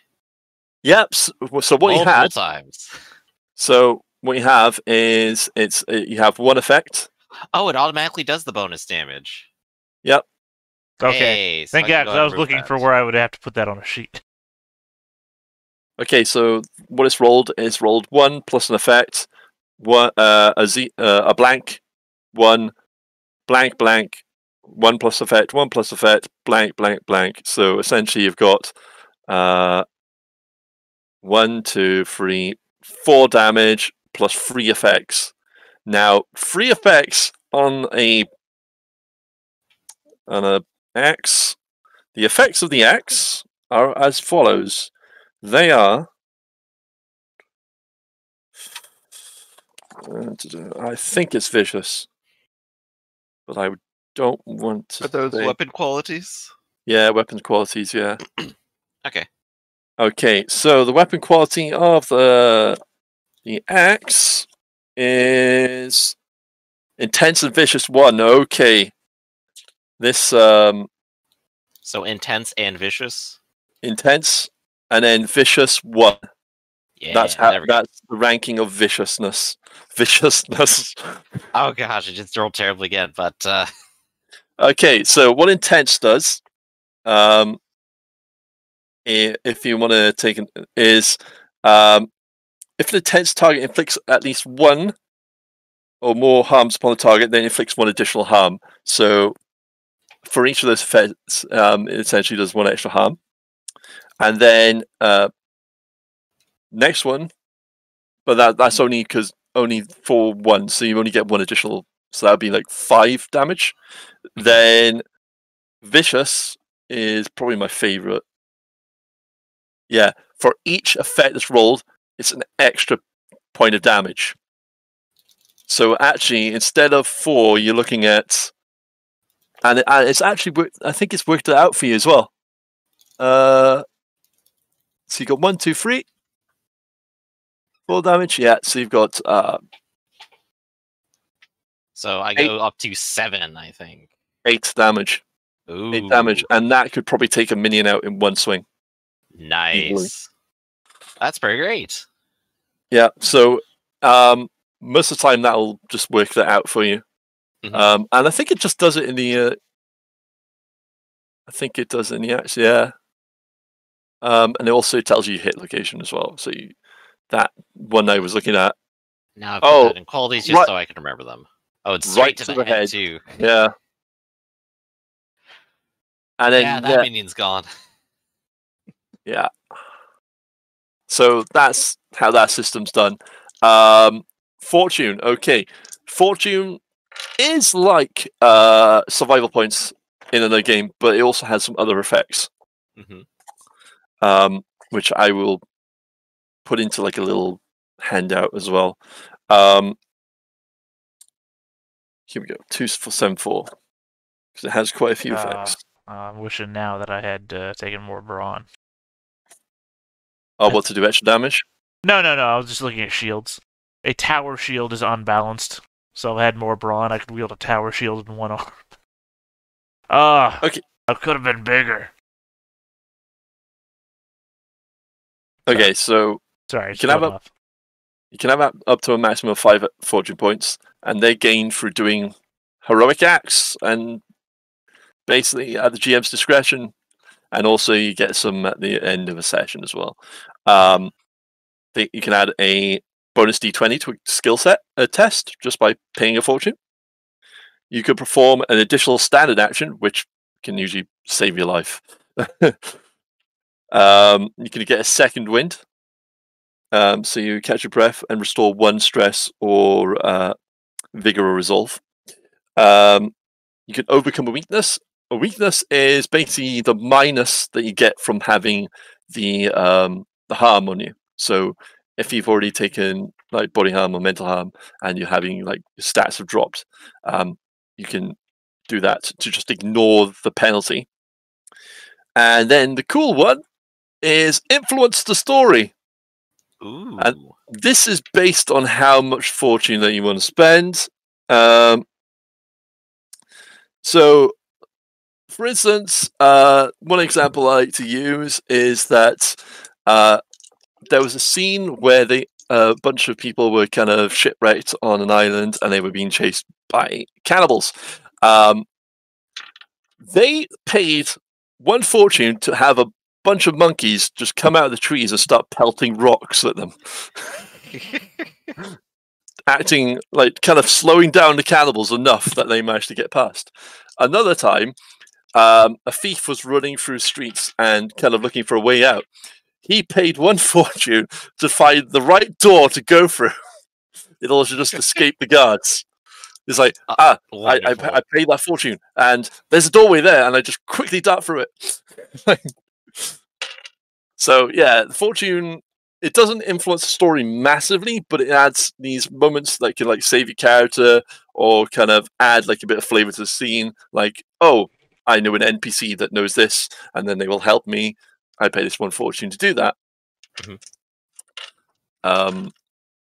So yeah, that's fortune. So they seem like what they called from D&D.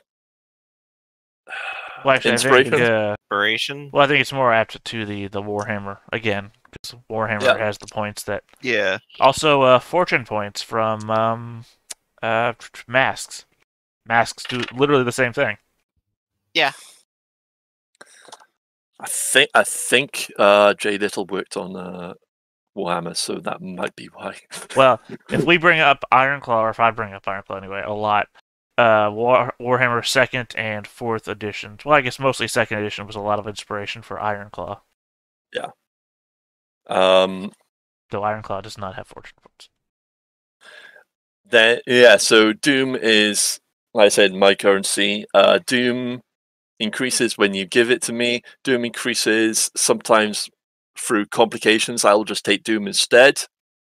And there are certain talents and stuff that might give Doom because you're doing something, and another way that Doom can increase, and if you see me like slowly increasing Doom, that's because you entered into a place of like the outer dark or of high sorcery, and it's literally to show that, oh, okay, this is a horrible dark place, and the Doom is increasing. That's great, because that's literally in Exiles too. You enter in a place and you'll slowly start.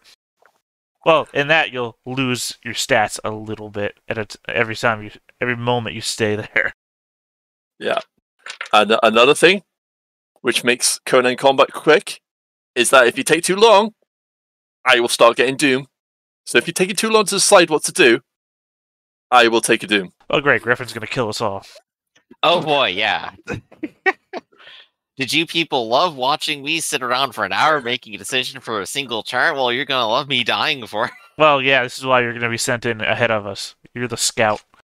That way, if you make a bad call or take too long, you're the one who's gonna pay for it immediately. Scout, I thought we had the assassin for that. No. If I know that you're gonna take forever to make a decision, you're the scout. Also, you have all the animals, so that is true. To make things even more complicated, turns are completely cooperative.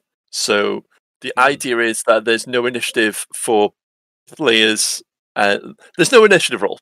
Essentially, if you are ambushed, like then the bad guys will go first. Otherwise, it's just you go first. Right. You decide what order to go in, and think about it kind of strategically and cooperatively. This is why I like making comparisons again, because since it's Griffin, Arcloid, and me, I feel like when I say, oh, that's just basically the same as Ironclaw, that we're 3 Ironclaw players. Just say it's like, all right, good guys go, bad guys go. Literally, easy. Ironclaw in initiative, you would just roll. Are you prepared for the fight? Yes or no? Okay, good guys go, bad guys go, good guys go, bad guys go. You guys decide who's going first on your side, etc. So I like it when it's something that we all know, because we're all Ironclaw players, and Ironclaw has a lot in common with this game. Cool. Yeah, so it makes it a very kind of like cooperative experience rather than like someone's turn is quite insular because of the initiative. All right, system. We all go at the same time, but I want to kill them. So what do I do? Yeah. What if there's more than 2 parties in this fight? Then it goes Team 1, Team 2, Team 3. But how are we going to make a determination between who goes first between Team 2 or Team 3 or Team 1? Maybe we need to roll some sort of die for this. I'm just... we're back. We went full circle. Well, it's not really a circle. It's got at least 20 sides to it. All right. I guess while I have you scrounging through the book, could you tell me about the whip stats? Yep, totally. Okay, so I think it's just a basic weapon, so it should just be in here. Yep, here it is. Okay, so a whip has a reach of 3. Mm-hmm. I'm gonna guess the battle axe has a reach of 1. Yeah, the battle axe would go into reach and everything like that. That's a reach of 2. Okay. Yeah. And then it has size is 1H. Okay. Its qualities are fearsome 2 and grapple.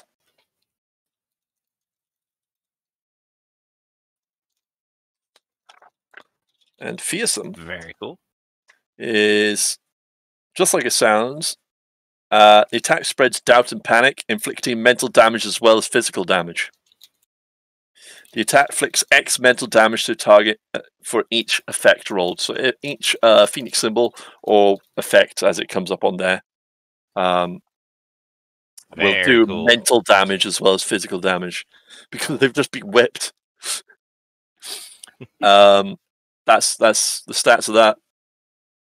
What was the damage on it? The damage is 3.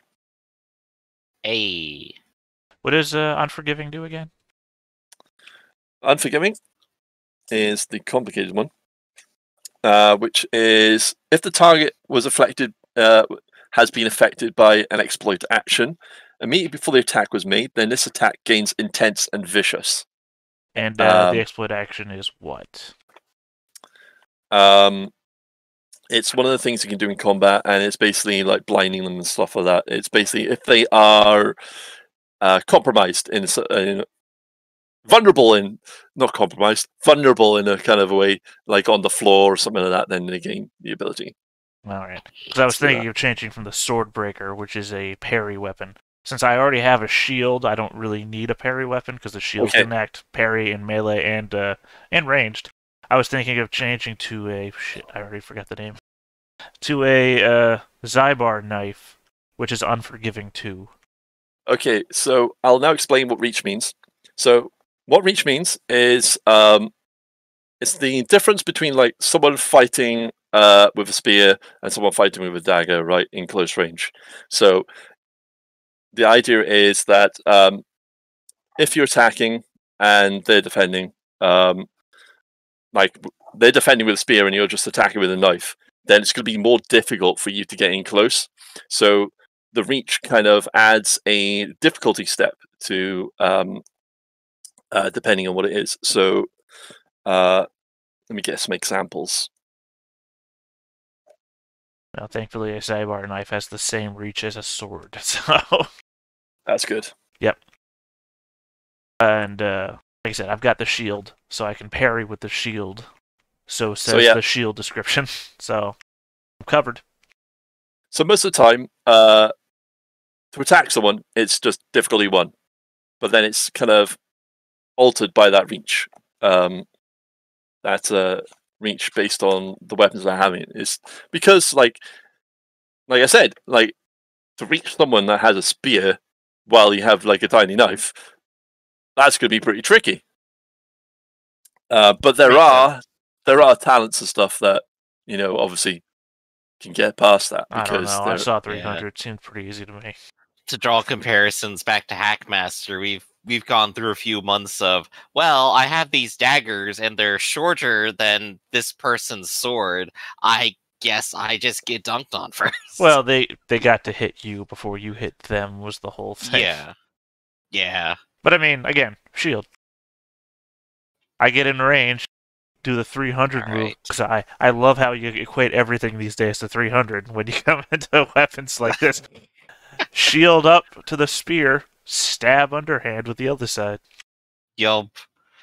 Let's see. I do have a shield, but I'm going to assume that I don't have to worry about weapon damages or something there. It does have most shields have knockdown, unless you go with the spiked shield. This is just a normal shield, quote, decorated with polished stones. Oh, I love it now.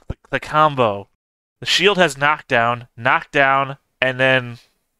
I'm sorry, now my mind just says unhinged. The knife that I have that has... The knife that has unforgiving. So knock him down, and I'm assuming that a knocked down person, the unforgiving would work on. Mm-hmm. Yeah, you've done an exploit action, so... Yeah, so knock him down with a shield, and then stab him with the knife that has unforgiving too. Nice. I think the only thing I have left here is that I do have my 3 animal companions here, and I'll probably need to get some stats for them eventually. I like we've joked in D&D about 1,000 chickens, but here you go. But yeah, so with when you're in fight, if you're in fight with someone, you're considered to have guard. Mm-hmm. So, for instance, when you're on the floor, then you don't have guard. So yeah, that makes sense. So guard can be removed temporarily if the character's defenses are overcome, so instantly on the floor. So when a character makes an attack, you compare the reach of the weapon being used to the reach of the opponent's weapon. The defender is assumed to be keeping the opponent at bay with the preferred weapon. If the defender has guard, then the difficulty of the attack increases by 1 step for every point the defender's reach is longer than the attacker. So like I said, because the spear is free and the dagger is 1, then it will increase by 2 steps, which means that they then need to get 3 successes instead of just 1. Right. Don't bring a gladius to an 18-foot pike fight. Yeah, exactly. So it seems more complicated than it is.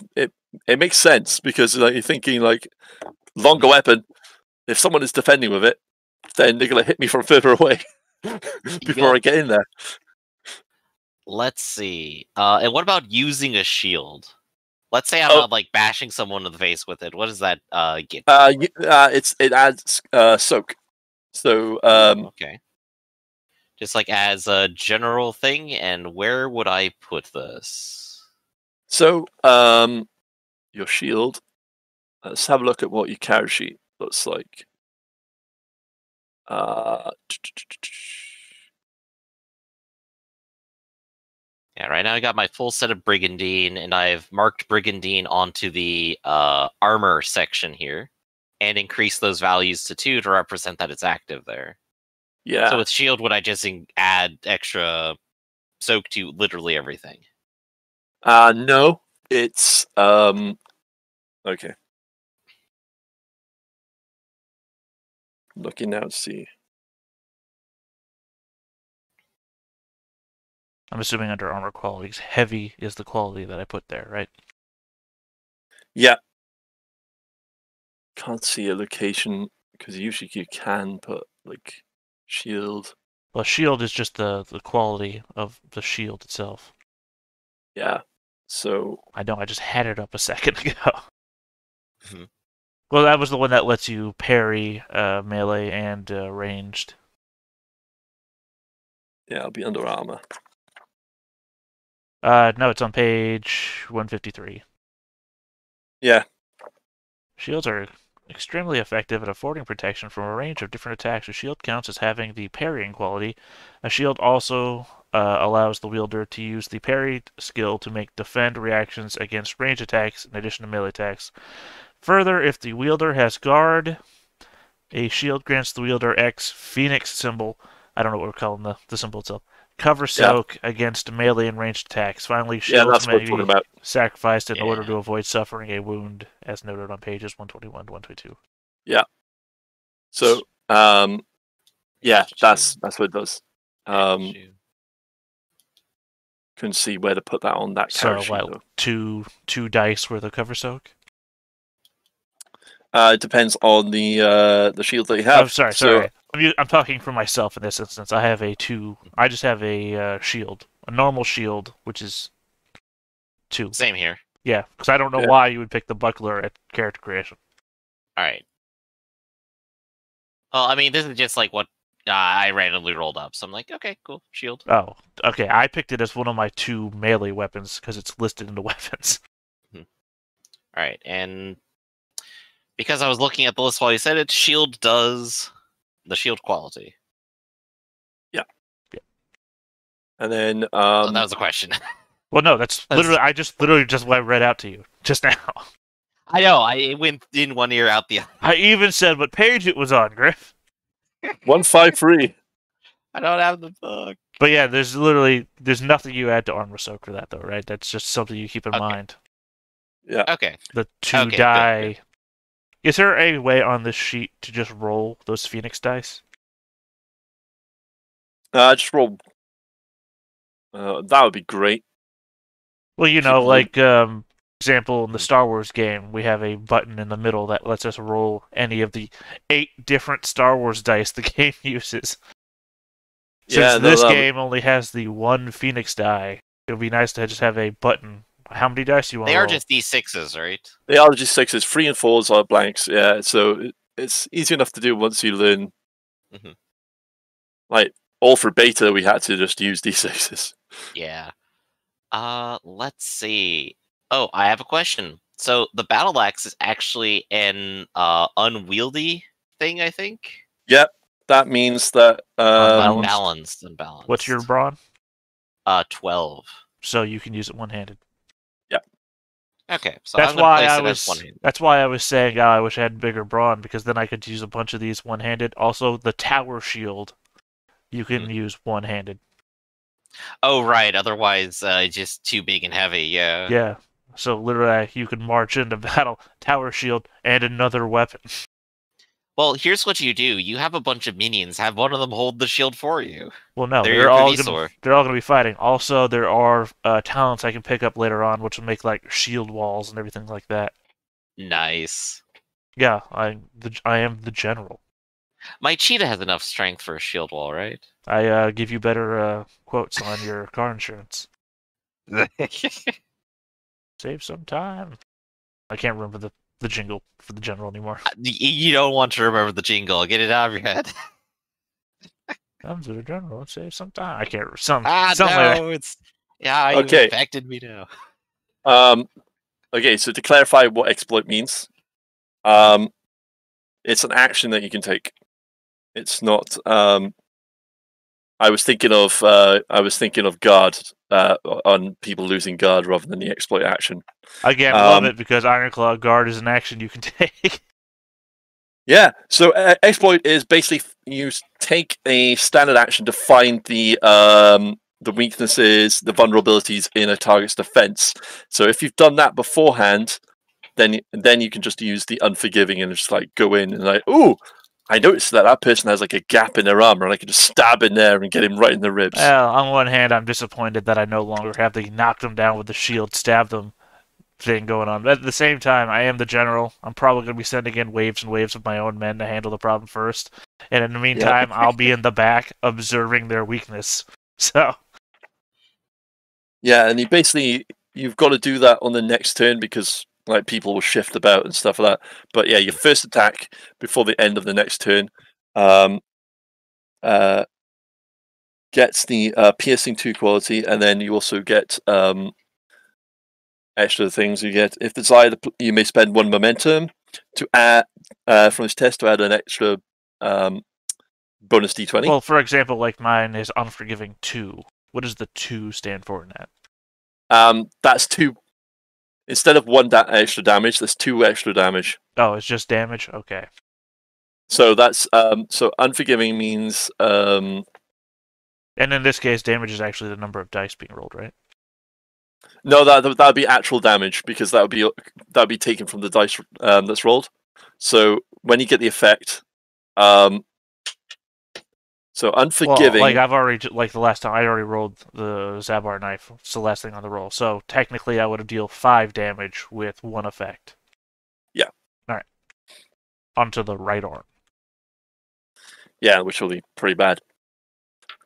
Yeah, exploit's pretty cool.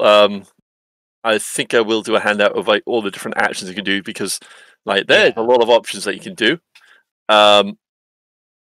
Like most of the time you're just going to be hitting things, but now and again you might want to do like, oh, this person's like got a lot of armor on them, and I want to try and find out like where the weakness is in the armor. I'm just happy that Arcloid's not playing a pothead from Shambalia. Shambalia, which is in the nation of Kush. Yeah. Oh wow. There's definitely no subtlety involved here. Hey, like I said, I wonder where they got the inspiration for Iranistan. Yep. Oh, I'm just sitting here like going, I gotta get onto the king of the hill here.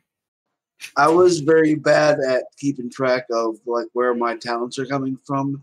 Mm-hmm. Maybe if you could help me when we're done with the session 0 to. You effectively had like 3. You had 3 talents options, and 2 of them are based on the skills that you got from where the options came up. Yeah, that'll be pretty hard to track down where that came from. Well, one is education, right? One is nature. No, hold on, I've got it. Let's see. One comes from Archetype. No, Archetype comes with it, doesn't it? Archetype comes with it. And one is from nature, and one is from education. So if you know what your skills are, your mandatory and elective, and your nature, you can track down which one of those came from that skill, and whichever your mandatory and electives are from your education. Otherwise, your third one comes from the last, the finishing touches. And that is generally just a skill-based talent choice. So 2 of them are tied directly to what your options give you. Your third one is just adoption. I forgot about this. I forgot about the most Conan thing in the whole game, which is displays. So, displays is the whole thing of you just cut a guy's head off and you lift it high, and one of my talents later on is that where I can yell loudly and deal mental damage to people. Yeah, but then there's Yo. also the whole like Conan thing of steely glare, where you just do 2d 2 damage dice worth of stun damage to someone, but you're going like staring at them. But then there's Crack the whip, stare at them, they give up. yeah, there's stain the soil red, following the death of several foes and shedding of copious amounts of blood. The character lets out a savage primordial cry. They have different requirements. They're like achievements that you've done in battle, but when you do them, they give you like they're really cool. They're the most Conan thing about this game, and they're awesome. Impossible feat of might. The character pulls out all the stops and overturns a massive statue or stone, setting it crash into the ground. Requirement: the character must perform a grand feat of strength immediately prior to this action or part of this action. So you just pull a massive pillar down on all the cultists or something like that. Oh, that's great. I'm just gonna have army of cheetahs. So yeah, that's one of the more colourful things in the game. Is like it's literally, I think it's called Dead Man's Stare. Yeah, this is it. The character brandishes the severed head of an enemy at arm's length, raising the grim trophy high for all to see. This final action, drenched in gore, deters all but the most hardened foes. So basically what happens is you basically just cause them to run away as you just like hold the leader's head up high. Yeah, Heed My Words is the one I was thinking of. Nice. Your bearing, presence, and voice grab attention and give enemies pause. This counts as a display. Must always use the command skill, close range, inflict 4 Phoenix die mental damage with area and stun qualities. Nice. This display has no specific requirements, but it can only be used once a scene. Yeah, displays are great. Yeah, it's the requisite for commanding. Oh, I wrote it down as commanding men. It's commanding. I don't know how you say it. M-I-E-N. Mine. No, you guys don't know either. Yeah. Yeah, it's the one that lets people understand me, even though I can't speak their language. Oh, right. Okay. You speak in such a way that even those who do not know you or fully understand your language recognize your charisma and persuasive abilities. He's so cool. Yeah, I'll kill stuff for him. Well, when speaking with a non-player character, you can substitute command for persuasion and linguistic tests to communicate with that character. Mm-hmm. Just do what I say. Don't fucking need to understand me. Being clear. I'll speak slowly, which means you'll understand me. Well, I mean, because the initial talent for all of this is captain, right? Which is ironic that I'm a captain without captain. And you have learned to issue orders in such a way that they are clear to your recipient with little margin for misinterpretation. Stop fucking playing with me. I know you know what I mean. Okay, so I think we need to put the animal companions stats into your... that is right. Okay, let's get those. So I got a horse, a hawk, and a cheetah. Yeah, so you can put those in companions. NPCs and companions. So the way that NPC stats are done, they're like a lot more simple than... Yeah, it looks like they got a simple bracket, and then they got some skills. Yeah. So I think they're going to be under wild beasts. 3-2. Yeah, because they're not going to be... Okay, so... Falcon we're looking for.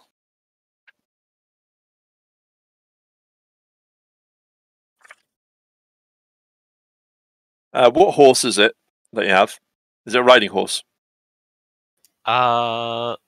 It just said horse when I picked it. Okay, so it's probably riding horse. Okay. Otherwise it would be war horse. Okay, so 8 awareness. Okay. 4 intelligence. Okay. 6 personality. Got it. 8 willpower. Yep. 9 agility. Nice. 10 brawn. Okay. 4 coordination. Got it. And then 1 fortitude. I do not have a place to write down fortitude here. Is this just a skill I do? It's under, it should be the expertise. I got skill / details in a single line. Yeah, that's probably going to be where it goes. Okay, so 'cause I- fortitude 1. Then movement 1. Yeah, where's that going to Okay. go? That really should be. That's weird. And senses 1. Senses Basically, 1. yeah, these are the like the focuses. If they roll these, then yeah. Cool. Okay. You know how went into this saying that there's the Turian of Zamora, you know, the legendary thief. Mhm. It must be confusing, because not far from Zamora is the nation of Turin. And if you look over at the Bosnian marches, there's a region called Turin as well. Yep. Oh man, I'm real worried about Turin. What, the region, the thief, or the nation?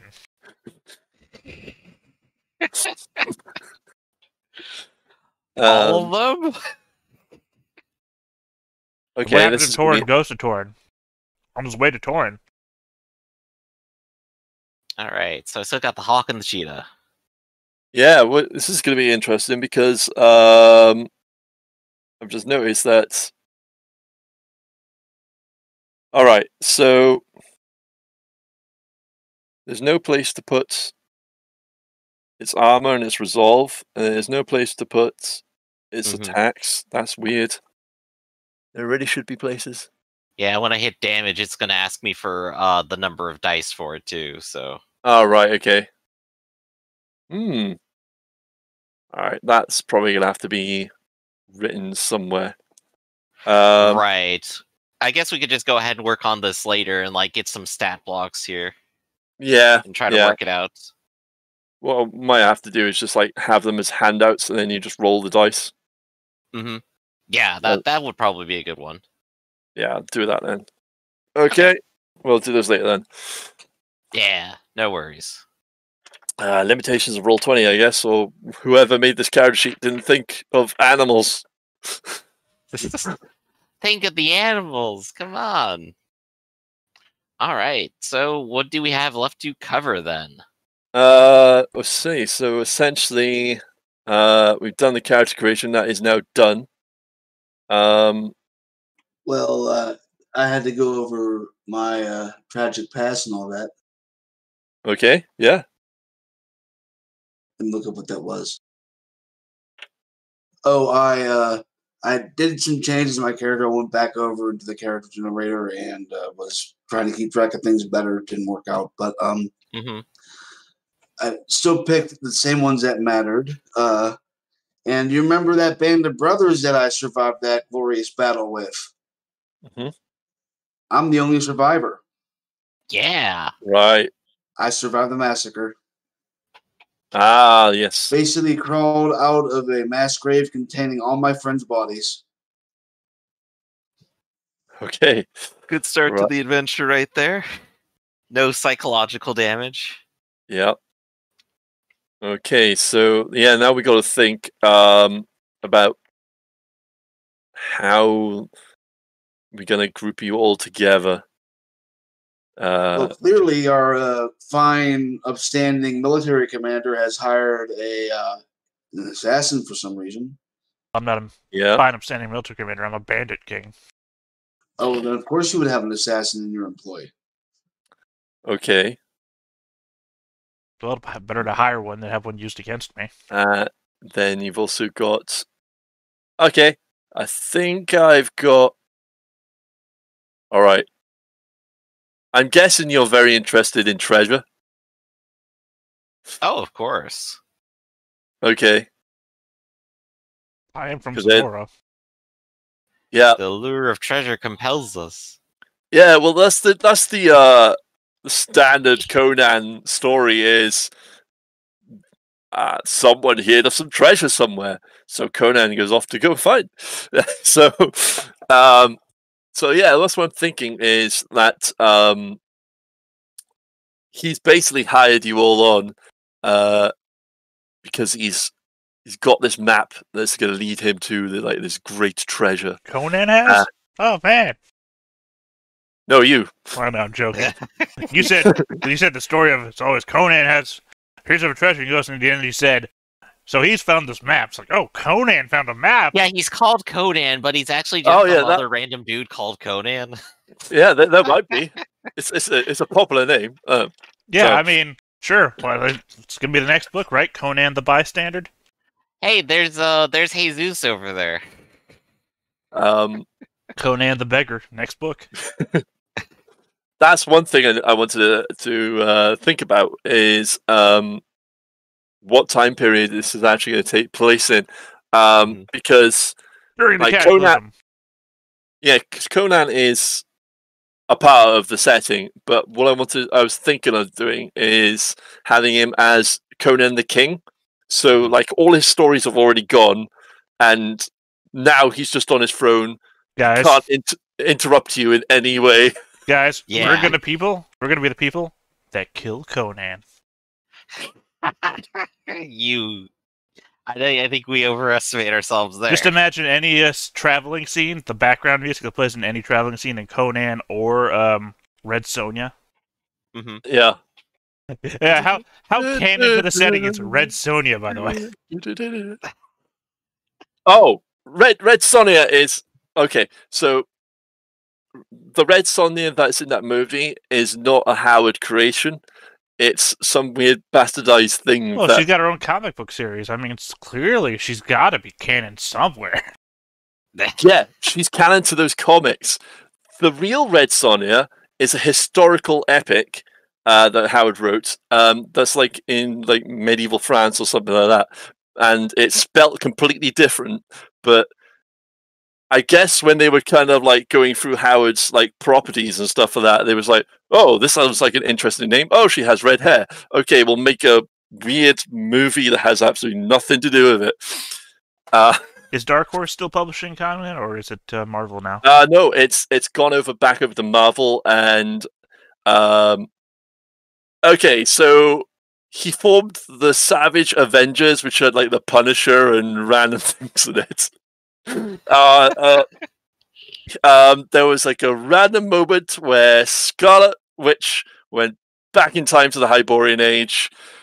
There's been some really random stuff happening with Conan that's made me go, "Oh my god!" Yeah, well, DC has the same thing with like what's his name, the First Man. But yeah. So Marvel Comics has Conan, but they only had Red Sonja up to 1986, and now Dynamite Comics has Red Sonja. So technically, they don't take place in the same universe anymore. They did for a short time. So I'm going to say, let's set this in 1975. So I can both kill Conan and marry Red Sonja. Okay. But the RPG is actually based on Robert Howard's works.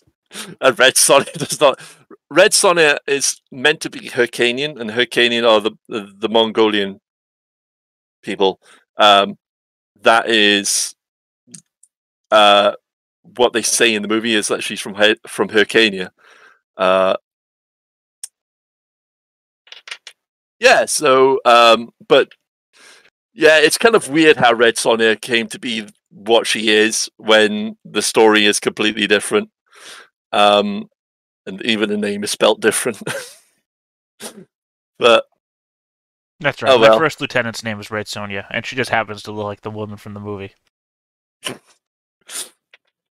So, yeah, like I said, I was thinking of basically setting it in the era of Conan the King, so... I got no problem with that, although I am at least 85% serious. Let's kill Conan. Okay. I mean, if the other two aren't down for it, although I don't know why the assassin wouldn't be. It literally sounds like it's up the Let's hear out assassin's the alley. idea first. Let's see what we got. That could be fun. Okay, so again, it'd probably be hard to get into there. Oh yeah, no, it would be super difficult. Also, well, I don't know. Conan is, if anything, what's the word I'm looking for here? Overconfident? Is he poison proof? Well, I don't even know that. Sure. Well, this would be after the failed assassination attempt that happens in Phoenix on the Sword with Thophamon and all that. So Thophamon... You mean know what? Tathamon? Yeah, Tathamon? Yeah. I think I'm gonna say that he is gonna be in the setting because it's such an interesting character. So even though, like in Phoenix on the Sword, he was defeated, I'm gonna say that he is around. So this will be before Phoenix on the Sword. This will be, when he is when he's king, but before the assassination attempt. I want to put myself in the setting. I'm going to raise an army. I'm going to take over locations, and I'm going to destroy every NPC that you've read in the books and loved. GM the game for me, Crom! Let's aim a little simpler first. Thank God Conan worships a god that doesn't truly exist. So Crom is strong as molten. No, you're thinking of Ghostbusters 2. All right. So I want to hear you out, Crom. What have you got right now? yeah, so the main thought I'm thinking of is that that you've no, let's have a. I've got a few ideas. I mean, honestly, if I am the Bandit King, going against authority does make the most sense. And if you want Conan to be the authority, I'm thinking. Trying to think of like a venture that worked for all of you. Okay, so it's the one with like going searching for treasure and stuff like that. Maybe you've got a map or some of that. Another one would be that you have basically been paid to be part of a an army. if I could pitch an idea. Sorry. Yeah. I know I've probably poisoned the well with the kill the Okay. I don't know where these other two, since they've already posited that they're Aquilian.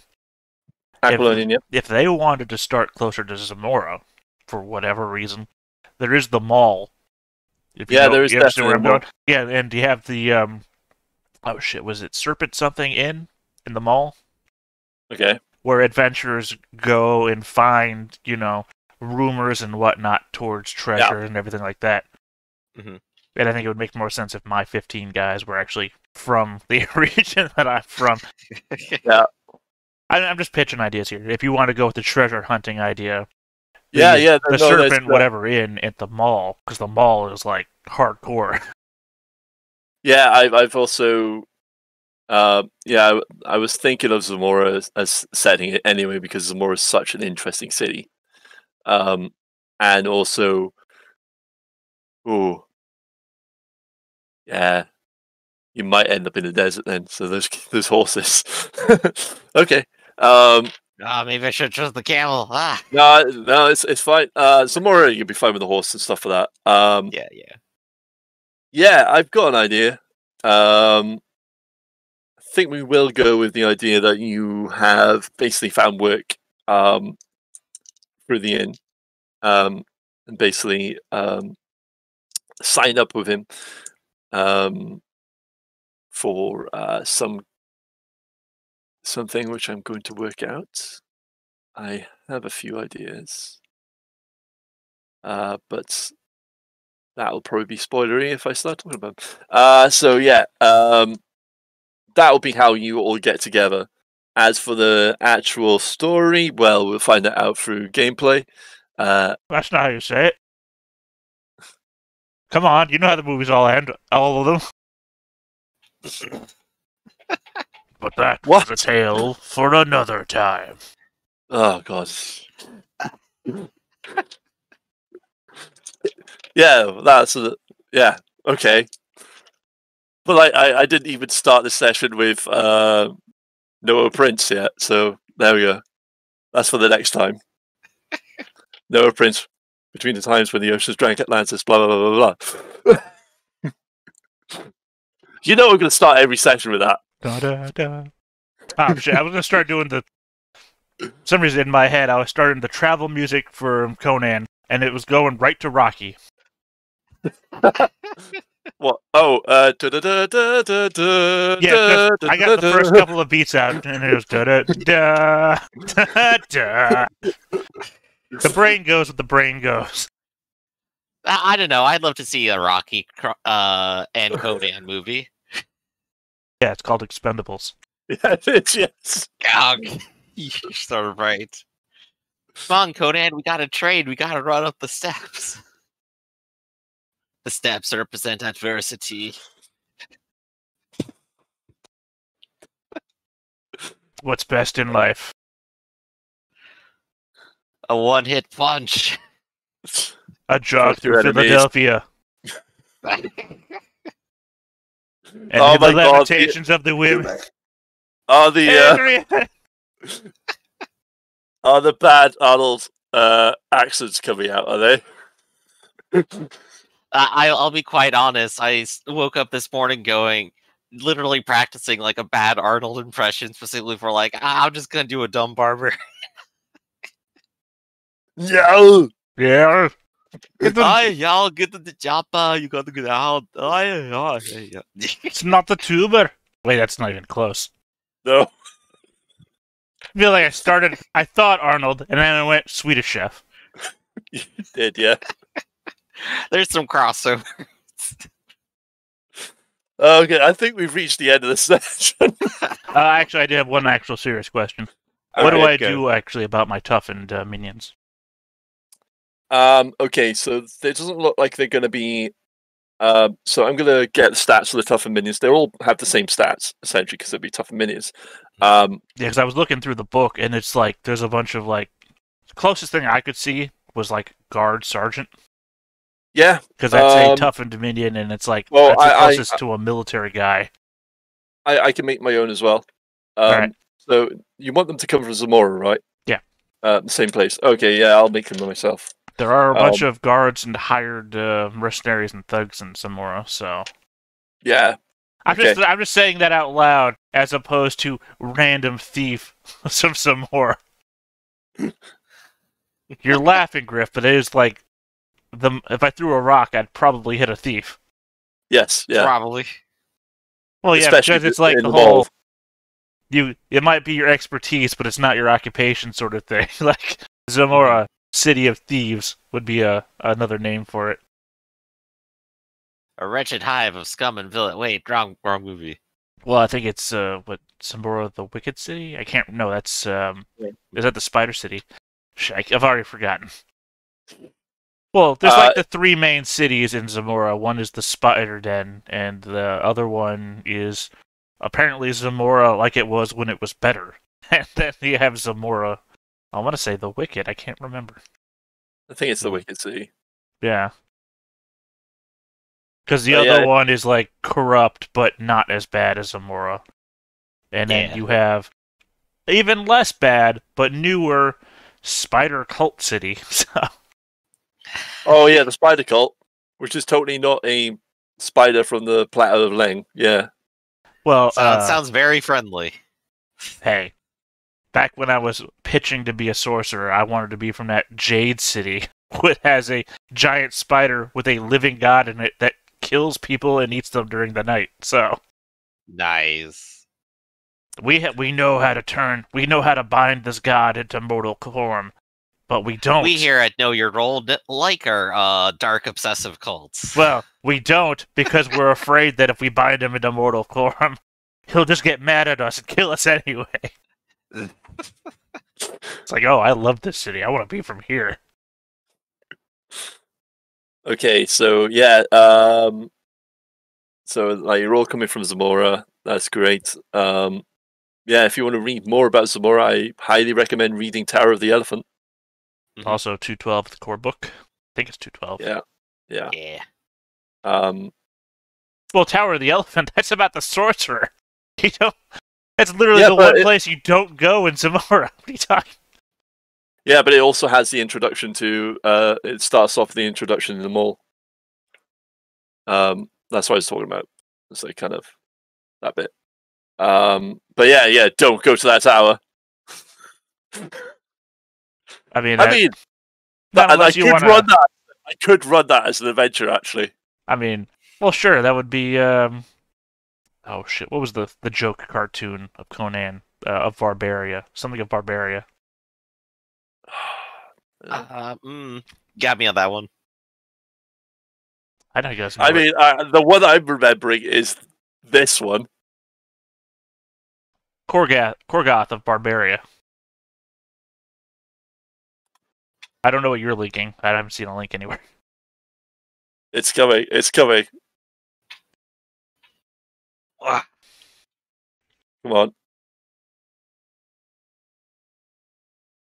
I like yours doesn't seem to, turn into Yeah, a video. I didn't actually do the preview. Oh, that's just like an old Conan the Adventure Yeah, Conan the Adventurer cartoon. Yeah, there you go. God. Oh, I've never seen that. I'm surprised nobody's posted Conan the Musical yet. Oh, I had before. Maybe not here. Okay. Well, Oh no, my because I gosh, like it's that. like- I like that guy. He does a number of like anything that's Arnold Schwarzenegger voice. Like, was it? Yeah, and they all sound like Kermit. He did Predator the musical too. I don't know. I love them all. This intro is so 80s. So 80s cartoon. But yeah, no. It makes me think of Korgoth of Barbaria because he does the whole, sorcerer tower climb. Just turns to be an old man who's on vacation and he comes back. But yeah, no. What was the other one? When I did the whole post-apocalypse thing, and it was based on what was the one with the three? They look like egg creatures, but they're like marshmallows. Oh, is it Thunder? Yeah, well, no, I think that one of them was Thundar. One of them was Thundar, and there was another one that had like a similar theme where it's all weird post-apocalypse Earth. Like you see the moon's broken across the sky, and there's like the Titanic is somewhere in New York laying up sideways, but they're all barbarians and no, old Hanna-Barbera cartoons. Yeah. Yes. Mm-hmm.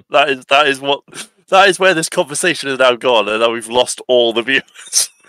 Let's talk about Lost the random the plot, cartoon. lost the viewers, we lost everything. No, Thundar the Barbarian was one of them. The one I'm talking about had a weird, amorphous white blob that could turn into different things. I think I know what you're talking about visually, but I have no idea what that ever was. Yeah, I can't remember. I don't remember the title. Yeah, I'm trying to remember the title. It's just all a collective hallucination at this point. Yeah, all those like Saturday morning cartoon things have just run into like one. Maybe that was like some Captain Caveman adjacent thing. And then like with Pirates of Dark Water also mixed in there. It's like, oh, what? Yeah, but Pirates of Dark Water wasn't post-apocalypse. No. At least I don't remember anything of that. Post-apocalyptic pirates. Now there's an idea. The Herculoids. That's it, yes. Yeah, the Herculoids, which apparently didn't have a name person in it. I thought it did.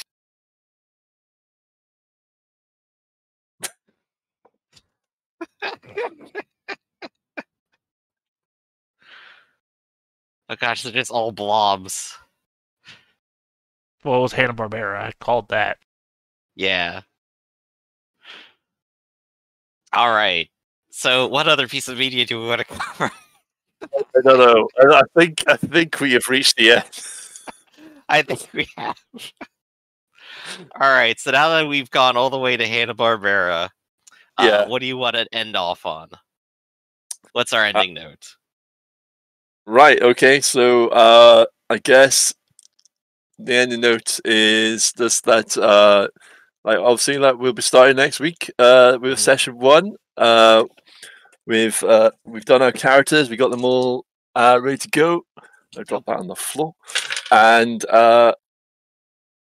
yeah. So if you're ready for Tales of High Adventure, come and join us next Wednesday. Yeah, high adventure, barbarians, animals. May or may not kill Conan. Find out next time, but that's a tale for another time. All right, we now have to end every session with that. Yes. Play the copyrighted music.